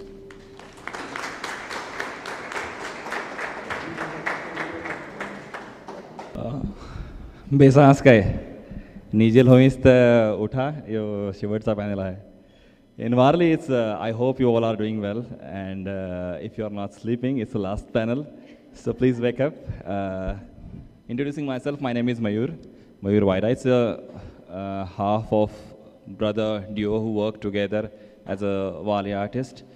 Me and my brother, we have been painting Varley since last 15 years, and it's been a roller coaster ride for me and Tushar to enter into contemporary art world and bringing the new perspectives, new stories, same stories with the new perspectives by collaborating with different art institutes, museums, curators, galleries, art collectors. And with Katya, we are sharing this panel together and these dialogues, and we have been preparing for this from the day we met a few months back for the Take On Indigenous Forum here. And from then onwards, we were having these conversations of ongoing situations in Indigenous or tribal communities. And lucky enough, and I would like to thank to Mamta, Meera, and Anant Foundation and the whole team for bringing this platform to us and got opportunity to be here sharing this panel with Katya. And also, I was privileged enough to invite Katya into our community to understand situations from the roots, that what is happening right now, where are we right now as an artist, what kind of activities we are doing within the communities rather than producing the artwork for the galleries and the museums. So again, it's an honor to sharing this panel with the great individuals here, and it's an honor to sitting here and sharing Indigenous voice on Indigenous Pluralities panel. So handing over to Katya. Thank you, Mayur. So having just spent some time with Mayur and his wonderful family, I would like to start off by offering my personal acknowledgement, which reads like this. I acknowledge Worli lands, its rivers, mountains and forests, its fauna and flora. I pay respect to Worli peoples, and especially to Worli elders, past and present, and to Worli women. And I offer my warmest wishes to Worli worldviews, to their thinking, talking, being, and doing in the world, and to their bright future. And I also share my best wishes for all present here today, to the lands, waters, and skies that you all live on and are sheltered by. I also would like to thank, of course, the Anant Foundation and Manta for this wonderful invitation, and Mira for conceiving this, convening us, bringing us all together. The wonderful connection with all our colleagues during these last few days, and of course the Anant team who are behind the scenes making everything so smooth and harmonious for us. And last but not least, all our colleagues here today, to Dr. Jain, to Nancy, to Natalie, to Abeer. Thank you. It's been so enlightening listening to all of your thoughts. And I hope you find our conversation also interesting. So first of all, allow me to have a little digression, since I'm speaking in conversation with Mayur, because I would like to clarify my position as a curator. And positioning is pivotal. I am a non-Indigenous curator, and I'm working largely within international contemporary art institutions.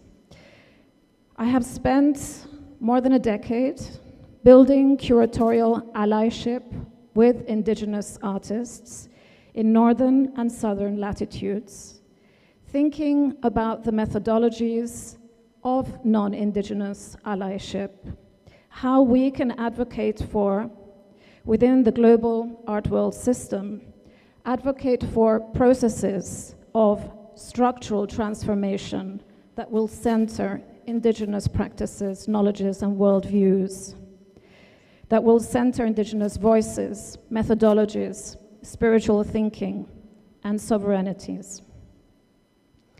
Part of my work has focused on opening up art institutions to a transformative agenda, where Indigenous knowledge systems are not just placed on display, but where they are at the center of the structure, thinking, and doing. And one of the many projects that have strongly shaped this thinking took place when I was director of the Office of Contemporary Arts in Norway, in Oslo.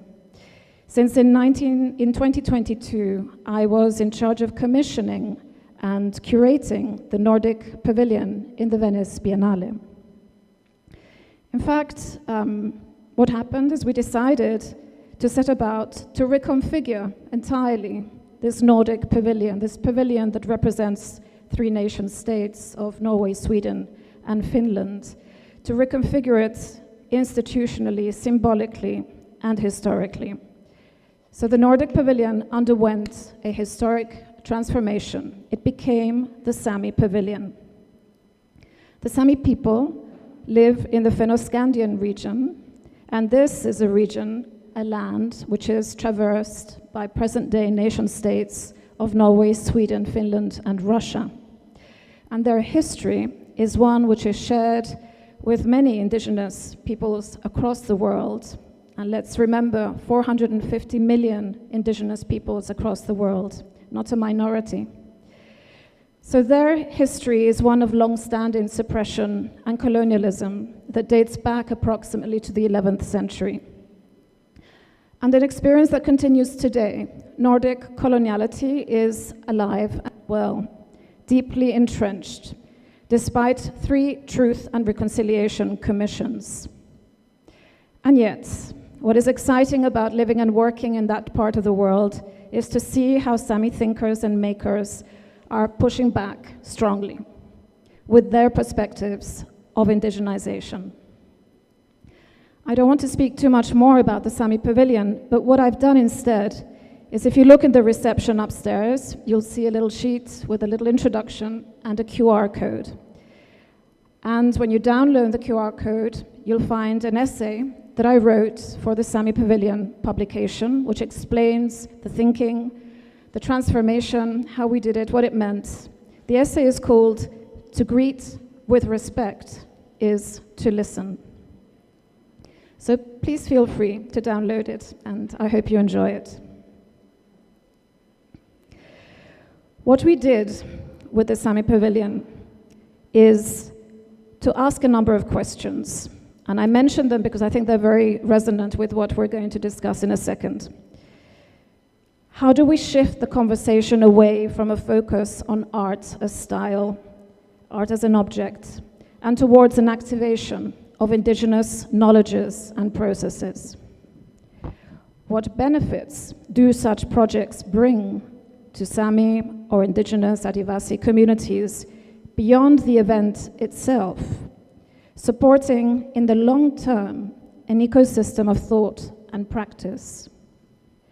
And what structural transformations are required to achieve this? So we think that these are questions that resonate well with the situation in India today, as indigenous artists globally and Adivasi artists are increasingly gaining attention and presence in the art scene. But it's also important that those people engaging with them, the markets, the collectors, the galleries, the art institutions, the curators, align to their worldviews and their methodologies.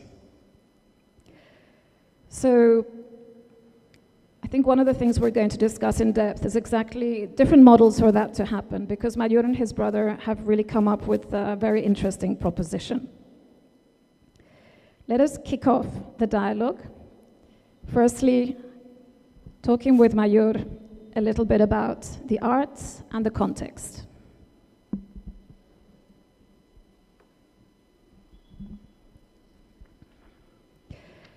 So could you tell us, Mayur, a little bit about the challenges that Warli people, that your community face today, and how these challenges affect life and your future as a community?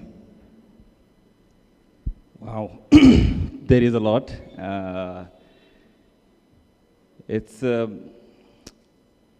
As we are seeing, all cities, countries, and villages are changing. As a part of Warli community, what we have seen, Dr. Rajendra sir Jyotindra sir recently shared a picture of J.V.S. Thomas's painting where this train was going through the fields and cutting the village in the half, and that was far more in 80s. And from then onwards till now, we have been painting, our generations have been painting a lot about deforestation, pollution, development. And we were growing watching all these paintings and all these dialogues within the communities. But we never thought that it will be that rapid change and it will be that fast development that we'll see in our generations. This picture is just behind my house when there was a fire in the forest and the whole village was running to take care of these situations. And it's not the first time which is happening, it's been happening for years. And the place where this location is, it's called Ganjad, where the Warli communities came from.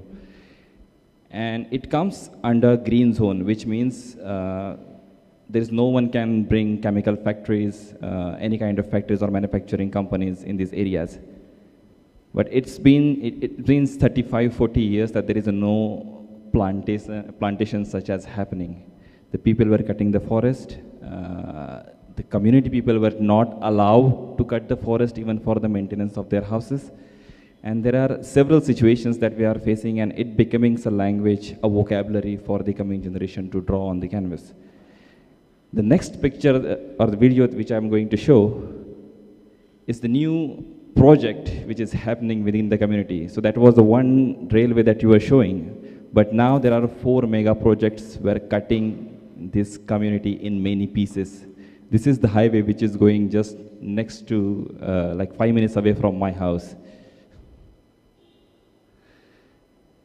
So this is the horrible scene from last year, and this year there is already highway. You can see there is this. It's the only house left on this highway by a very old lady which got executed after a long fight for several months. And as an artist, me and Tushar, whenever we express ourselves, that where we came from, what kind of identities we are carrying, what kind of knowledge that we are showing. So it's a horrible situation in many ways. So from then onwards, we had started several challenges to solve through our initiatives as Vayeda Brothers. And I think that was the beginning when we started initiating all these different ideas to reintroduce Warli to the world, that it's not just a decorative art form, it's a language, it's a community, it's a living tradition. And I think it's been a long journey for Warli community. This was the first expression when I got heard that the bullet train is going through Warli community and going to cut our forest. So this expression is more like this development as a core or as a disease which is spreading towards the community, and all these communities here, you can see they are migrating from one place. So it's not for us as a Warli community, but it's also for all the ecosystem which we have. Now we are seeing the leopards in the cities. Now we are seeing the rock pythons in someone's house. So we all are losing our territories, and now it have become a part of our practice and our expression on the canvas. So from the beginning, the stone was the first canvas where we got referred that the Bhimbetka's cave and its drawings were very close to Warli community. But even it's so close to Goan community, we can't see these forms and figures and that kind of motifs in their artworks. From stone, using as a canvas, to the ritualistic practice in the mud houses, these are the pictures from very good book archive, The Painted World of Warlis by Yashodhara Dalmia. And it's very rare to see such kind of pictures in our generations, and even for the coming generations to see such pictures and practices. From mud walls to the paper and canvas, and from canvas to the world. It's been a long journey, and it's been evolving in every stage. So this is the picture that we painted in Lodhi colony. And whenever there is a public art project, whenever there is a place where we express ourselves or show this artwork to the public, we always try to bring more information, not just painting on the wall, to understand that where it came from, what kind of language it is. It's not just meant for a decoration, it's a very important ritualistic practice for Warli community. So we always say that Warli painting, we don't call it a painting, we call it writing. And we speak Warli language, but we don't have a script. So we use this vocabulary to store different knowledges, information, ritualistic practices, daily life changes and development to express in the form of Warli art. So we look at it as an alphabet or as a language, and every artist have their own grammar to put it together. So when I say it's a writing, then there is a way to read it. Well, that leads us on very nicely, actually, to the next topic we could discuss, which is that many people in the art world have in the past, perhaps a little bit less now, but I think it's still very, very present, considered indigenous art or Warli painting, for example, primarily through its visuality. And Dr. Jain mentioned some of those key exhibitions where that was a key problem, but it's surprising how it's still prevalent in many ways. So, but what Mayur is expressing too is important. Warli art is not simply a style, it is a knowledge system. It's connected to Warli cosmology, to farming, to land guardianship, to ritual, spiritual thinking, to everyday life. So I suppose the question is, can you take us into maybe this triptych, because you mentioned this was a particularly appropriate one, and talk to us a little bit about how do you read that knowledge system in this triptych? So it's been 15 years, me and my brother painting together, and at the beginning it was very confusing for me and Tushar that we are from such a community which is already very rich as a culture. There are already hundreds of artists who are painting Warli with the same material, same color, same motifs, same stories. What we can do, what kind of change we can bring. So that was the time we started decoding these stories, not just stories, but also during the ritualistic practices. For example, for the wedding, it's a night-long prayer in front of the chalk. It's a kind of place where we worship the goddess of fertility, Palgat Devi. So from decoding these songs, stories, songs of birth, wedding and death in every story and every narration and every song, there is a lot of detail. There is a lot of detail from where we came from. As you will see these paintings, or you have seen any painting, there might be you have seen this triangular tarpa dance, or just a village scenery, or just a river flowing from the forest. But if you'll try to get more into it, you will find these plants, this flora and fauna, these animals, these creatures are from Sahyadri Mountains. The placements of these plants are very specific. On the mountains, what kind of plants you will find. Around the spring water, what kind of birds, what kind of animals gather. In river, what kind of fishes you will find and what kind of insects you will find. And that's how we calendar our year. From the monsoon, we believe that monsoon is the first rain. By sowing the first seed, we start our lives. And that's how it begins till the end of the summer. And this painting is showing 3 different seasons. So this is a crop of the first season. You will see it's a very dry season. Usually the placement of this kind of composition is always, we are in the condition of preparing the monsoon. So we always think of preparing our fields, our soil and our neighborhood, because in Sahyadri Mountains we have very rainfall. And during that time, there are very strong informations and signs that we get from the forest that how long or how many months will rain get this year, when the rain is coming, how long the rain will last.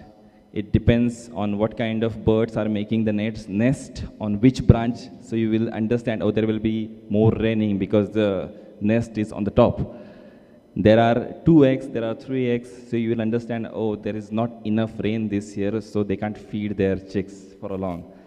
So this kind of signs, nowadays it's very rare to read this kind of paintings because there are very few artists left who are gathering this kind of information. Again, with the challenge that we are facing right now because of commercialization from early 80s, now the competitiveness within the communities has grown a lot. So there is big gap between our previous generation and our generation. So there is not enough knowledge sharing is happening because it's an oral tradition, it's not written anywhere. So it's very difficult for the young artists to gather information, to put it in this way, to compose their artwork by understanding their geographical conditions. So this is the first painting, the first chapter I can say. It's a summer, then it's a monsoon. In the monsoon we believe that all the spirits, the gods and deities, they just awake and they do their all duties to protect the forest, to protect our fields, to help us harvest. And it's a 3rd season. After the harvest, there is always a thanksgiving to all these spirits. There is a very specific rituals we worship throughout these years, and at the end of the harvest, there is a very important festival called Khalayacha Dev. It's a ritual where we gather all our harvested rice before we shift it into our house and store it. We always welcome all our villagers, but before offer this freshly harvested rice and the meals which are made from the freshly harvested crops, we always offer it to all these spirits and deities, and every deity, every spirit, every god, every goddesses, they came from very specific meaning, specific space, specific location, specific trees. So this is how usually we try to compose, we try to read Warli art as a language, not just using it as a decorative art form. A lot of people I work with, we always see a lot of visitors to the Warli community to see Warli painting. A lot of people get disappointed. They think that when they'll come and they will enter into the village, they will see Warli art everywhere, but it's not. Unfortunately, it's only practiced during the wedding season, which is again not for decoration, for very strong ritualistic practice. And at another phase, after the harvest, usually women do their handprints on the wall to invite this freshly harvested crop inside the house, which is named as a Kansari, as a goddess of seeds. So these are the only 2 activities where you will find the Warli art happening within the communities. And when people come to the Warli village, it's very sad to see that everyone who comes to see the Warli community, they try to museumize everything. When they come, it's like they are walking into the zoo with their cameras and clicking all these pictures, which always reminds me, there was one exhibition which I saw in Berlin Biennale, curated by Indian curator, artist Coco Fusco. Her artwork was there, where these indigenous people inside the cage, and all people were filming and taking photographs of these indigenous people. So I get that image very quickly in my mind when I see these people like walk into the communities. Not all of them, but most of them, unfortunately. Maybe that actually leads on quite nicely to talking about two other elements, two other notions, which are quite important. And I think we're just going to mention them very briefly, Mayur, because we only have 4 minutes left, and so that we give actually the majority of time to talk about Waral Prakalp. So I'll just say it, mention it briefly. The ethics of visibility is one of the notions we wanted to go into, and the other is the question of non-extractive relations. So with the ethics of visibility, often when you're interfacing with museums, they will want to document everything, put everything online in the name of distribution and circulation. But are there aspects that shouldn't be made visible, that should be kept in obscurity? I think it's, unfortunately, the folk art or the tribal art, it's so accessible on the internet. It's difficult to control this situation, because it's very sad to see the Warli art painted on the bed sheets, your kurtas, your curtains, without understanding then what kind of motifs they are printing. Because of it's easily accessible on internet, people just pick these elements and they just compose something on their computer and just print it on. Just go on Google or any clothing website and search ethnic tribal wear. You will find thousands of products, and none of them were designed or planned. Like very hardly will find someone which is planned or designed by the artisans. So it's a very difficult situation. But again, when artists is working with the galleries or the curators or the museums, there is this always fear of showing their artwork that we have seen in the community. Whenever we try to bring someone to see someone's artwork, they're afraid to show their work, because they know, because it's not only galleries and the museums who come to them. There are a lot of people who come to them just to find different business models to work with the communities. Some people comes with the just idea of printing on the t-shirt. Some people come with the idea of printing on some craft, some decorative pieces. And it's nowadays they know that this is all happening, so they're afraid to show their paintings and artworks to the people. It's a very bad situation. And that fear is always there, and it's one of the reasons that they are not sharing enough to the coming generation, as that's one of the biggest challenge. And I think that is one place I think we should work on. So that brings us to the question of how to build non-extractive relations. And actually, you have this, you and Tushar have this amazing vision, this incredible project, which is like a lifetime project. It's called Waral Prakalp. It's opening at the end of this year. It's a project in which you are structuring a whole ecosystem of life, of nature, of art practices. And maybe this is something we could finish up on talking about. So let's just skip this image and this one. I'll just go quickly through the non-extractive collaborations and support. Because as an artist from indigenous community, usually people categorize us as a Warli artist, and it becomes a narrow for me as a creator or as an artist to express myself. And unfortunately, most of the museums comes with the prescription of producing artwork for their spaces, which is one of the big problems. It's very rare to get such a chance where we can express ourselves as an artist, which are coming from this specific geographical location. And I think these are all situations we talk a lot about in our practices. It's not just only for the panel, but in our art practice when we paint, we usually try to bring this kind of topics and informations. With that saying, Waral Prakalpa, it's a vision. It's been there from 15 years. At the day when we started thinking about Warli community. It was a time when we decided to paint together with my brother. And with only one vision, that our grandfather, he started a first residential school within the community. Our mother, she was a teacher, and in the night she used to take the school for the Warli women just to understand how to survive in this developing world. So that influence was there, and I think that bring at us this idea of doing something for the community, and we started with the painting. After 15 years of working in this field, so finally now we are shaping this vision as a Varal Prakalpa. It's an initiative for the forest protection and for the forest preservation, and mainly in 2016 I met Dr. Vandana Shiva, and heard her words hit me very hard. There was this quote I heard from her is, the food is a weapon. If you are selling real weapon, you control army.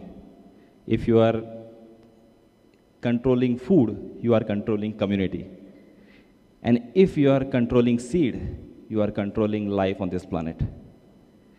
And from last couple of years, when I work with young indigenous artists from our places, they always come to me, oh, nowadays there are all these chili farms. This is not we have painted or our ancestors have painted in their paintings. Now there are all this mono farming, which is not part of our farming.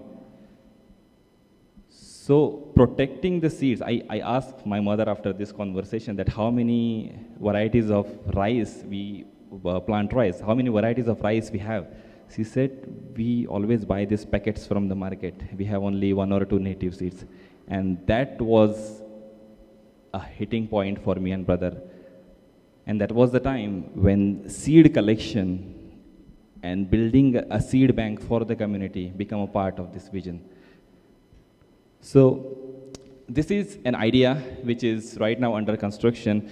Last year, 2 years back, we had this exhibition of this vision in Berlin. It was a year-long exhibition to exhibit not Warli art, but the knowledge systems of Warli community.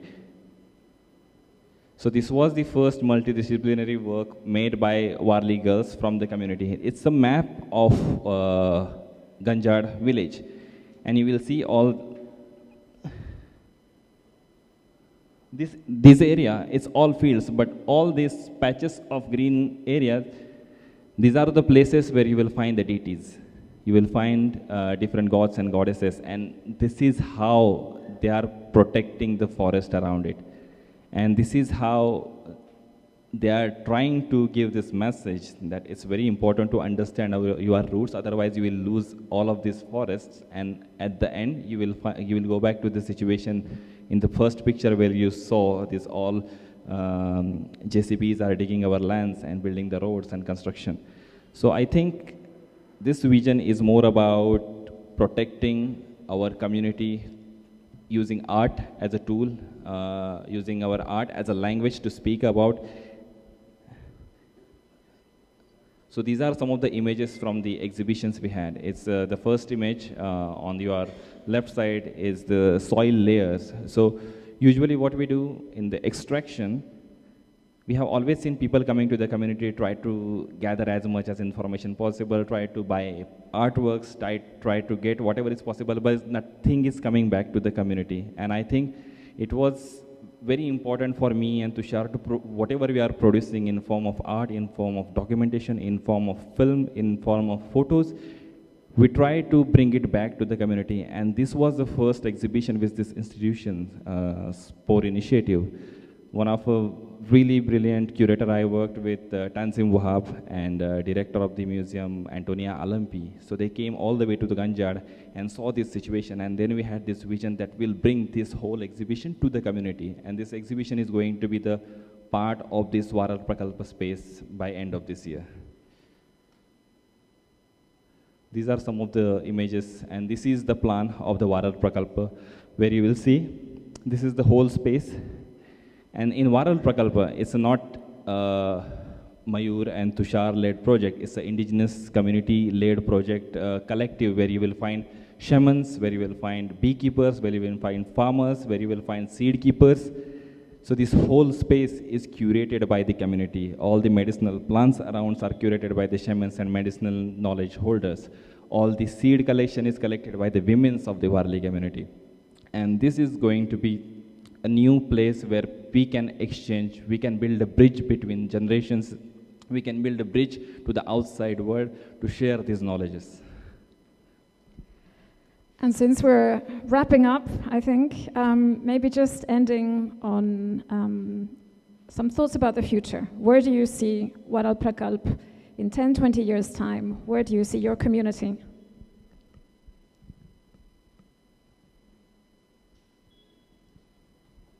I think I want to bring more women voices from the community to talk about not just the Warli, but the land management, weather forecasting, seed keeping, seed preserving. I also want to see a place where the young generation will learn about their culture in their own language, because the language is always has been a problem, because whatever is produced about Warli, whatever the papers we are getting about Warli, whatever the books we are getting in about Warli, everything is in English, so it's very difficult for people to understand even we bring this information to the community. So we are trying to bring the multilingual informations which can be accessible to all community members, farmers, young generations. And I think there is a lot to fight with, there are so many challenges, but I think this is the place where we'll actually talk about all these situations. Thank you.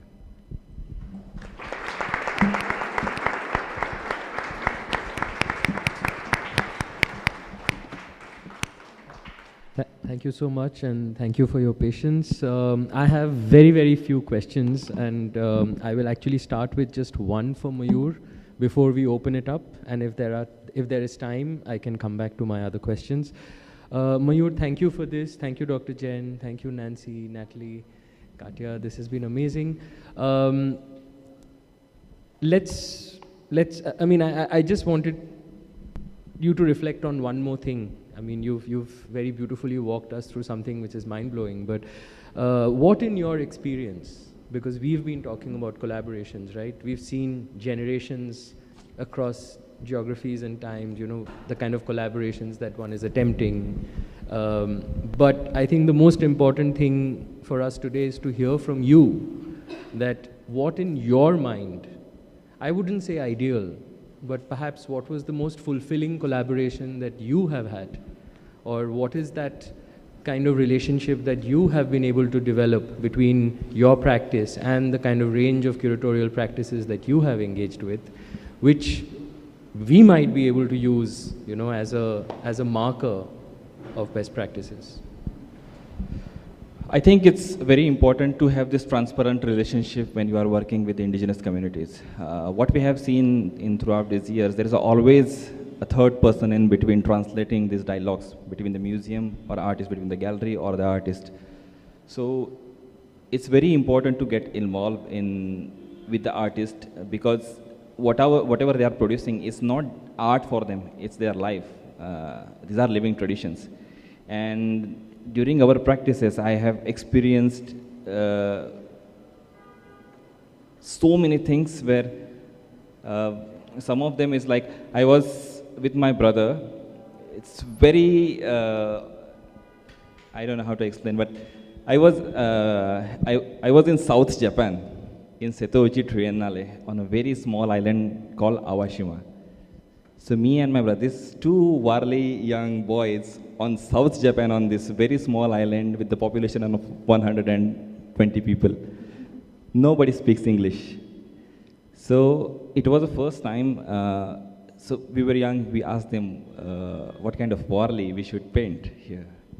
They said, no, do whatever you want, you are an artist. Whatever you will produce, the Warli is in your blood, it will come eventually. So it's very rare to find such a platform where you can express yourself about your community, about your culture, and with your philosophy you can express it in many different ways. So for the first time, we were diving into this Pacific and Japan Ocean. It was very funny thing when we think about that these Warli guys are in Pacific Ocean doing scuba diving somewhere. with the notebooks, try to understand the patterns underwater, what kind of fish they have, what kind of plants they have, on the plants, what kind of patterns they have. So, in the very first panel, Madeline and Mario explained that using the gallery as a stage, or using a gallery where you have freedom to express yourself. So with the indigenous community, it's very rare to find such a opportunity. So, I mean, this is something I look for, working with the museum and the galleries and institutions, to give the freedom to express themselves by giving them resources, space, try to understand, try to do ideation together. Even, in fact, for the Spore initiative, the vision that we exhibited, it was a co-created. The Tanzim said me that you are co-creator. It's not just me who are displaying your work. You have to be there. You have to, you know your art better. You know your material better. You know what kind of story you are putting together. So I think that's the reason it's very important to involve artists into the process of curation. Thank you.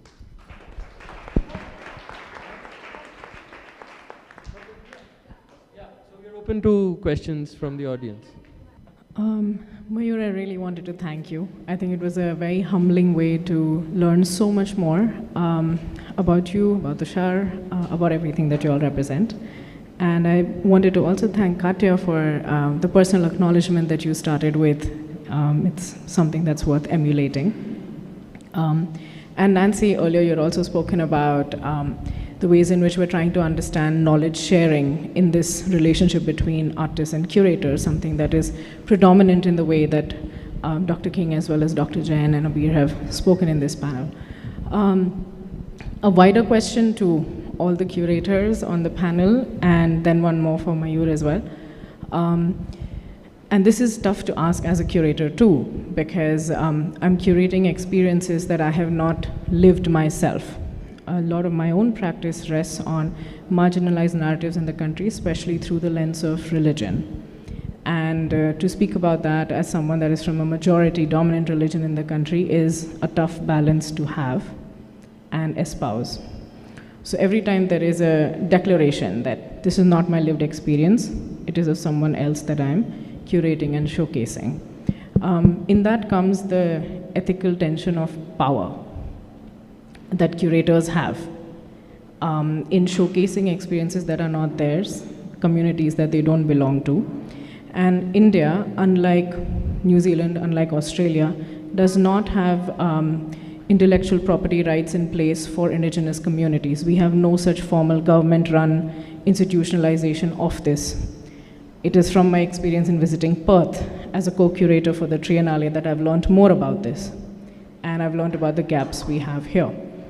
So specifically as curators, how would you balance this tension, knowing full well that there is no formalized structure to balance this? So that's my question for all the curators. And I'm also learning how to navigate this. I don't have an answer either. And for Mayur, I remembered something that Dr. Jain said, which is, in his experience, there were artworks that were being made by the tribal communities at the time that he was working with, which were client ready. I wanted to also add a big question about the art market, where the market sometimes dictates what art makers produce, and vice versa. It keeps changing. So in your experience as an art maker, these pressures that come from the art market too, in terms of making artwork that may be more sale-worthy, maybe more easily placed, how do you navigate that tension? It's a tough one as well. So these are the two sets of questions I had. Shall we just start with Mayur and then have your comments on the first one? No, let's start with you and then we'll have... Yeah, I think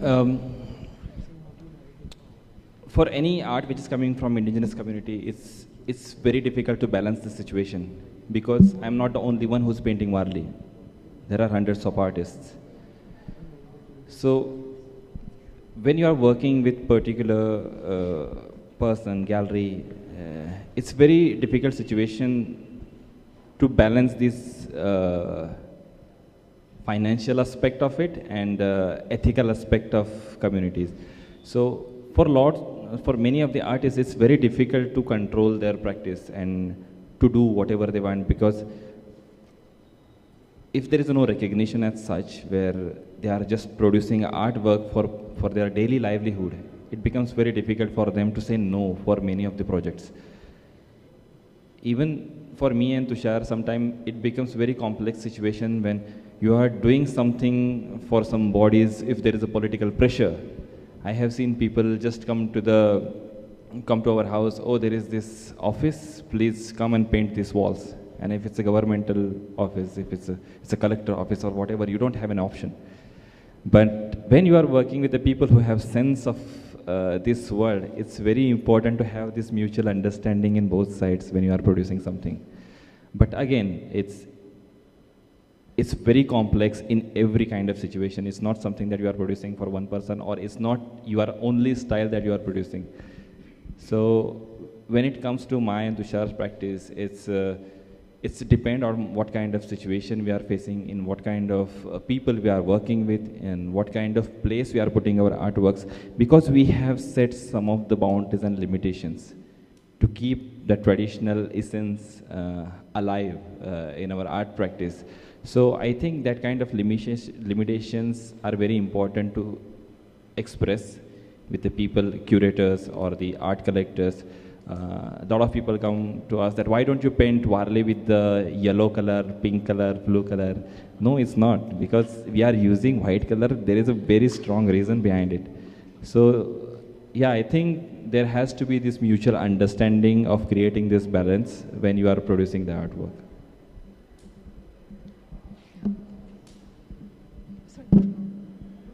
Yeah, okay. Thank you, Mayur, for that, and also thank you so much, Charlene, for your observations and questions.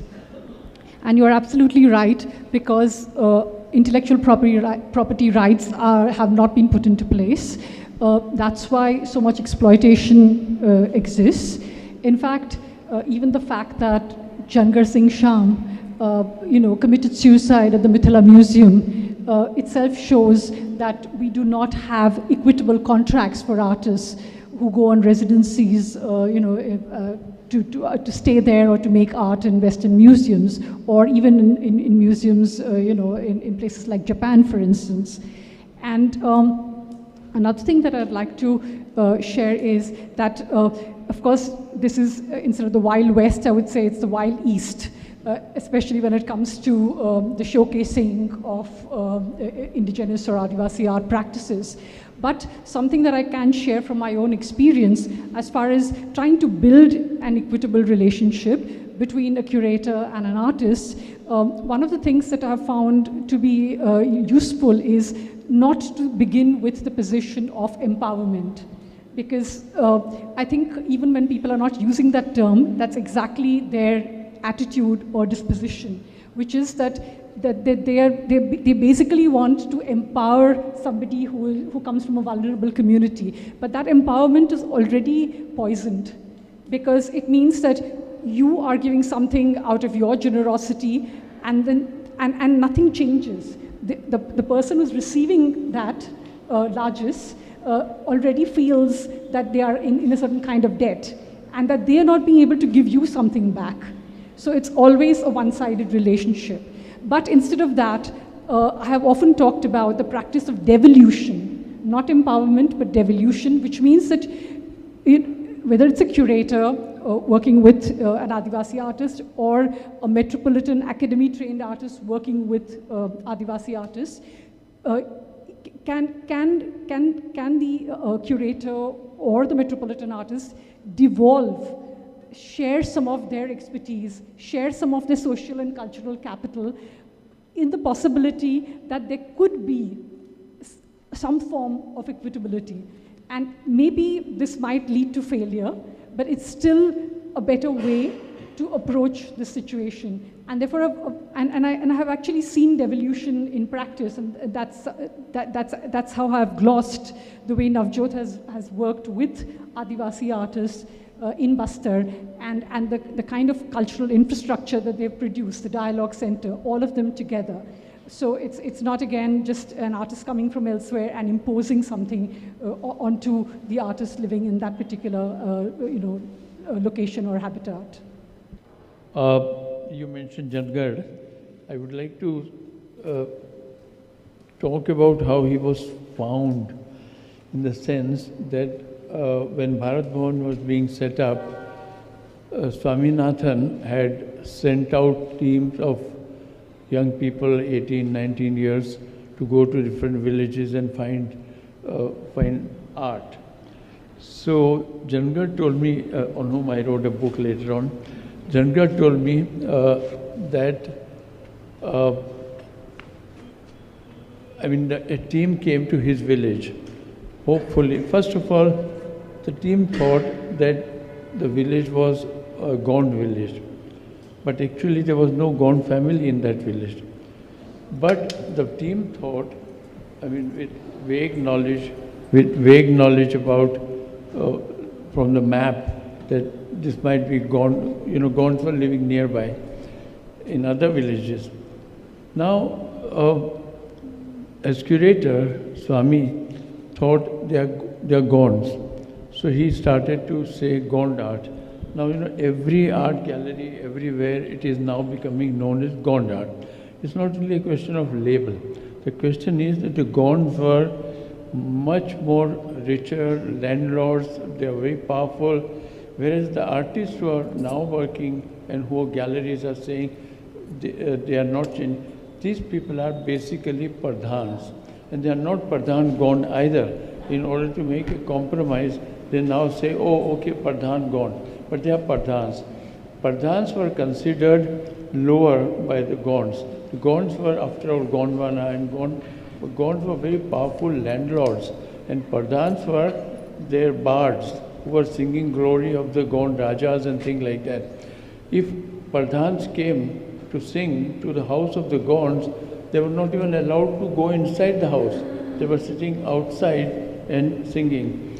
Now, I asked all the galleries, because Gond art and Jangar's painting itself became so big, market-oriented, and big prices and all, nobody is willing to change that, to say that they were not Gonds at all.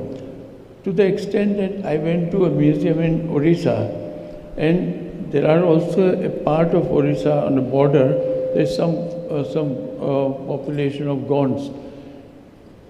This style of Jangad was introduced there far away, and they also began to do painting, and I saw Jangad like painting in a museum in Orissa, and they said this is because they are also Gonds. So just imagine that, how with this kind of nomenclature. So I asked some artists that would a Gond girl marry you? They said no. So are you Gond or Pradhan? So they say we are Pradhan, but the market is now under the name of Gond. So they say their art is Gond art.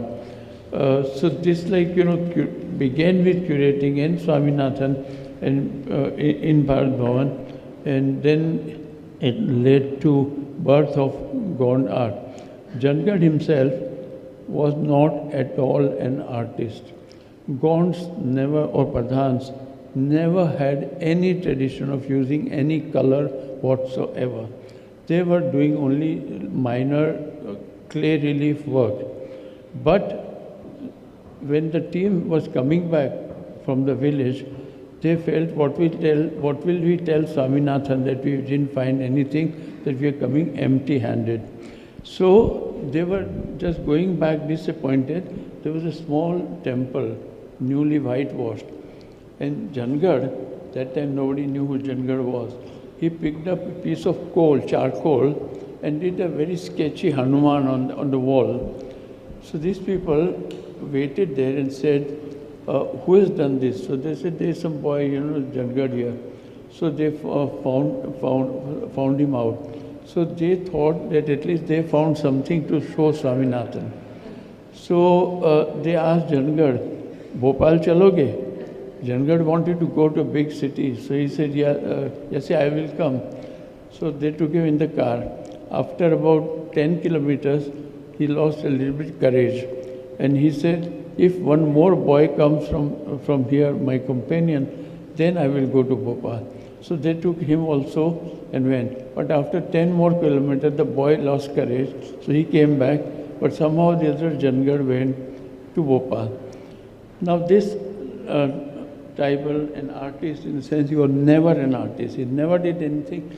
God never had even colors at all. They were doing unpainted clay relief work, only decorative, geometric, etc. Okay, now Jangar comes to Bhopal.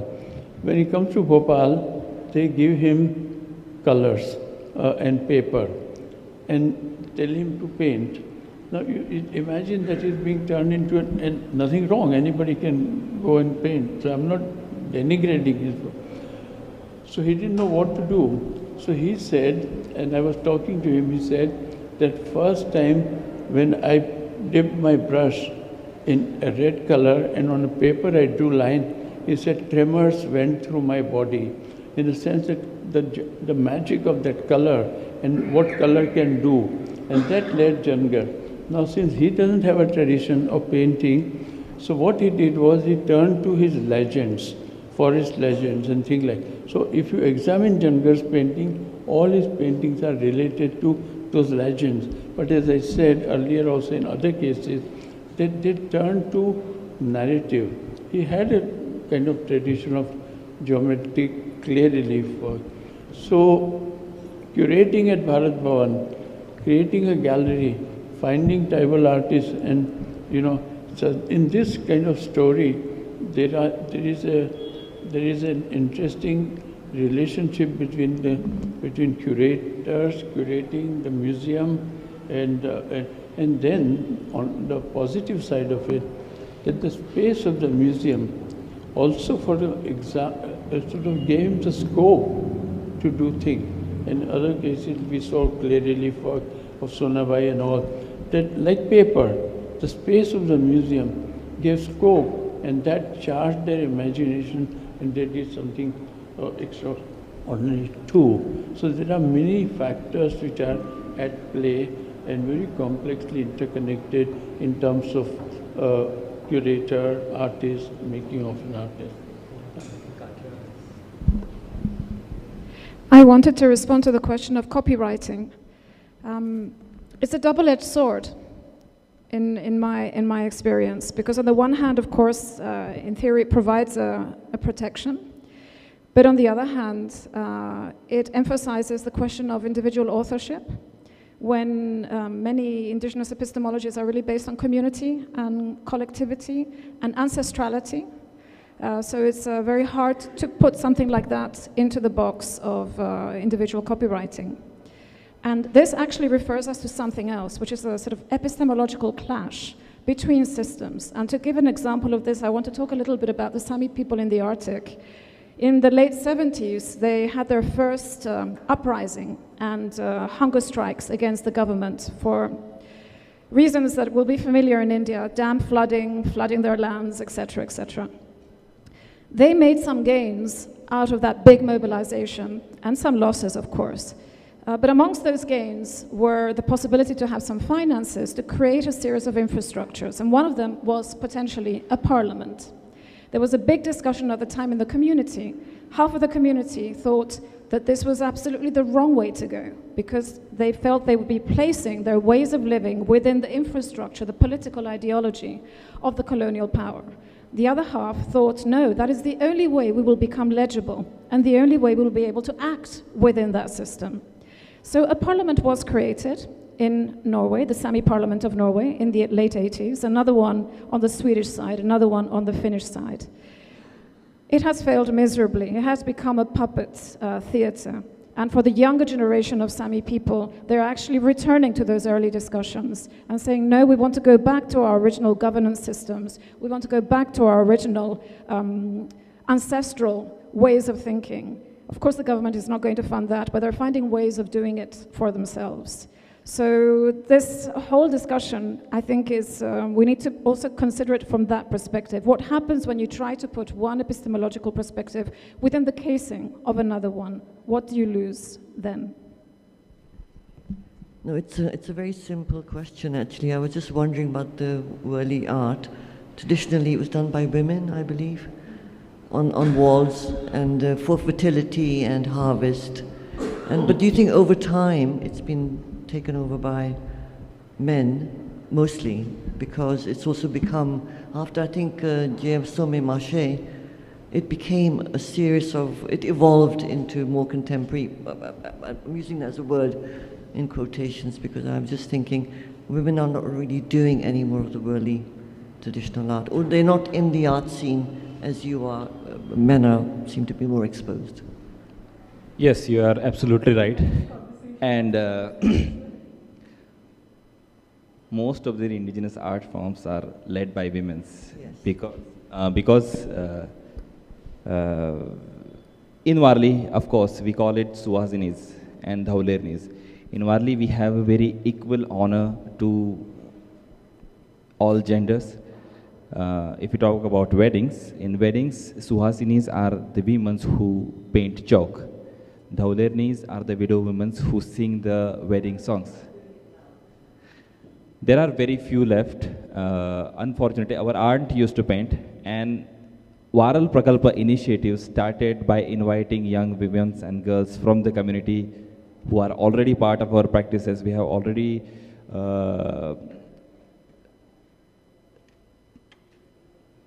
during this exhibition at Spore, we had this strong vision to bring women voice from Warli. And lucky enough that we got 2 young girls from Warli community who come with the courage to travel with us to the Berlin, and they got very dedicated wall to paint. And nowadays there are very few senior women artists are left. But that's the thing, that's the intention of Varal Prakalpa, to bring all this together and at least share the knowledge of not art making only, but women have played really important role for seed care, for seed protection, for songs. For the birth, women sing the songs of the birth. For the wedding, women sing songs for the wedding. On the death, women sing songs to give the honor of their lifelong event. So it's a very important question, and this is what we have been facing from last 30, 40 years, that there are very few women left. And one of the intention of this Varal Prakalpa to encourage more young girls and women to come into practice.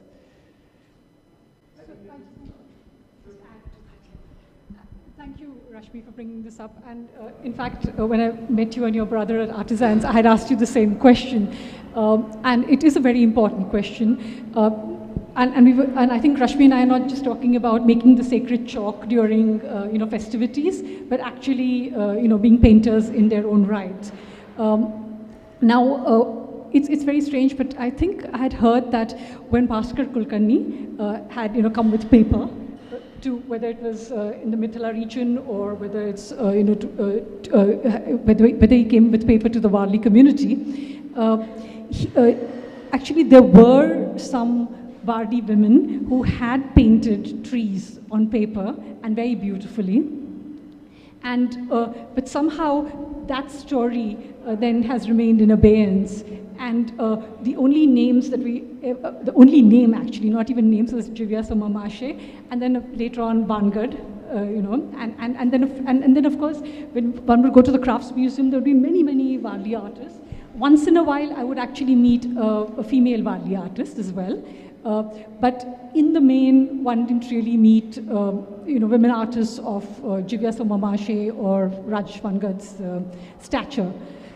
So I think that there is place to perhaps, maybe I think perhaps Yashodhara may have written about this, that first moment, because paper was basically mostly also given to women. And that's how you have so many very major award-winning Mithila, Madhubani women artists. And so paper was also given to the women of the Warli community, and they did paint on paper, not just the sacred chalk. But then something happened, and maybe they were not able to continue their practice for whatever reason, social customs, perhaps, patriarchal reasons as well. Because again, this is something that I wanted to bring up even in the earlier discussion on the crafts, that we should not romanticize the crafts, or we should not romanticize Adivasi life, because that again, has been, Adivasi life is also full of, all kinds of, I mean, I don't want to use the word contamination, but it definitely is, it also, when it comes into contact with various retrogressive forces in society, whether it's patriarchy, feudalism, then it also changes. So it's not as if Adivasi life is something that is static. And as you showed us the painting by Jirya Somambashe, about how, that particular railway line divides, his village. And then you jump from there from the 80s to now, in the 2000s, where you're talking about forest fires and a complete alienation from the forest habitat. So I think we also need to, sorry, I'll just take a little more time. We also need to complicate the term Adivasi, because again, when one thinks of Adivasi, one just thinks that, okay, the earliest or the first inhabitants. So then what happens is that it immediately makes you feel as if they have been located in one spot and they've lived there forever. But that's not the case. So Adivasi communities are, first of all, heterogeneous communities. And they have actually, they've been very mobile as well. And they have moved from one part of the subcontinent to another. So there are various waves of migration, first of all. And through those waves of migration, they have also, therefore, either, as Shashank Kela, the historian, has said, they have either been in coexistence or in conflict with caste-based agrarian economy as well. So that's why I said that, of course, even, we can't romanticize rurality. We don't have to romanticize Adivasi life. There are many things about Adivasi life which are very important and which we can learn from, and which we are already learning from. But there are also things which can be, difficult questions, disquiets, and we must also be able to confront those. And especially when it comes to questions of the rights of the female, Adivasi artists, for instance. So, because even the term Adivasi, for instance, I think perhaps not enough people know, it was more colloquially used in the 1930s, when the Gandhian activist, A.V. Thakkar, actually went to the Chota Nagpur plateau, and then he started working with the Adivasis there. And it was when it began, when this word was used, it was a very paternal connotation. It was paternal, it was a primitivist connotation. And then, and again, as I showed through my presentation, even before the 1930s, when A.V. Thakkar went to the Chota Nagpur plateau, already in the late 19th century, there was the Santal uprising against the British, there was the Munda uprising. So the thing is that these uprisings were not given their place, they were not acknowledged. And because of the lack of acknowledgement, when the Gandhians descended upon the Adivasis, they just saw them as, these unspoiled noble savages, not realizing that they have their own agency and they have already historically asserted that agency.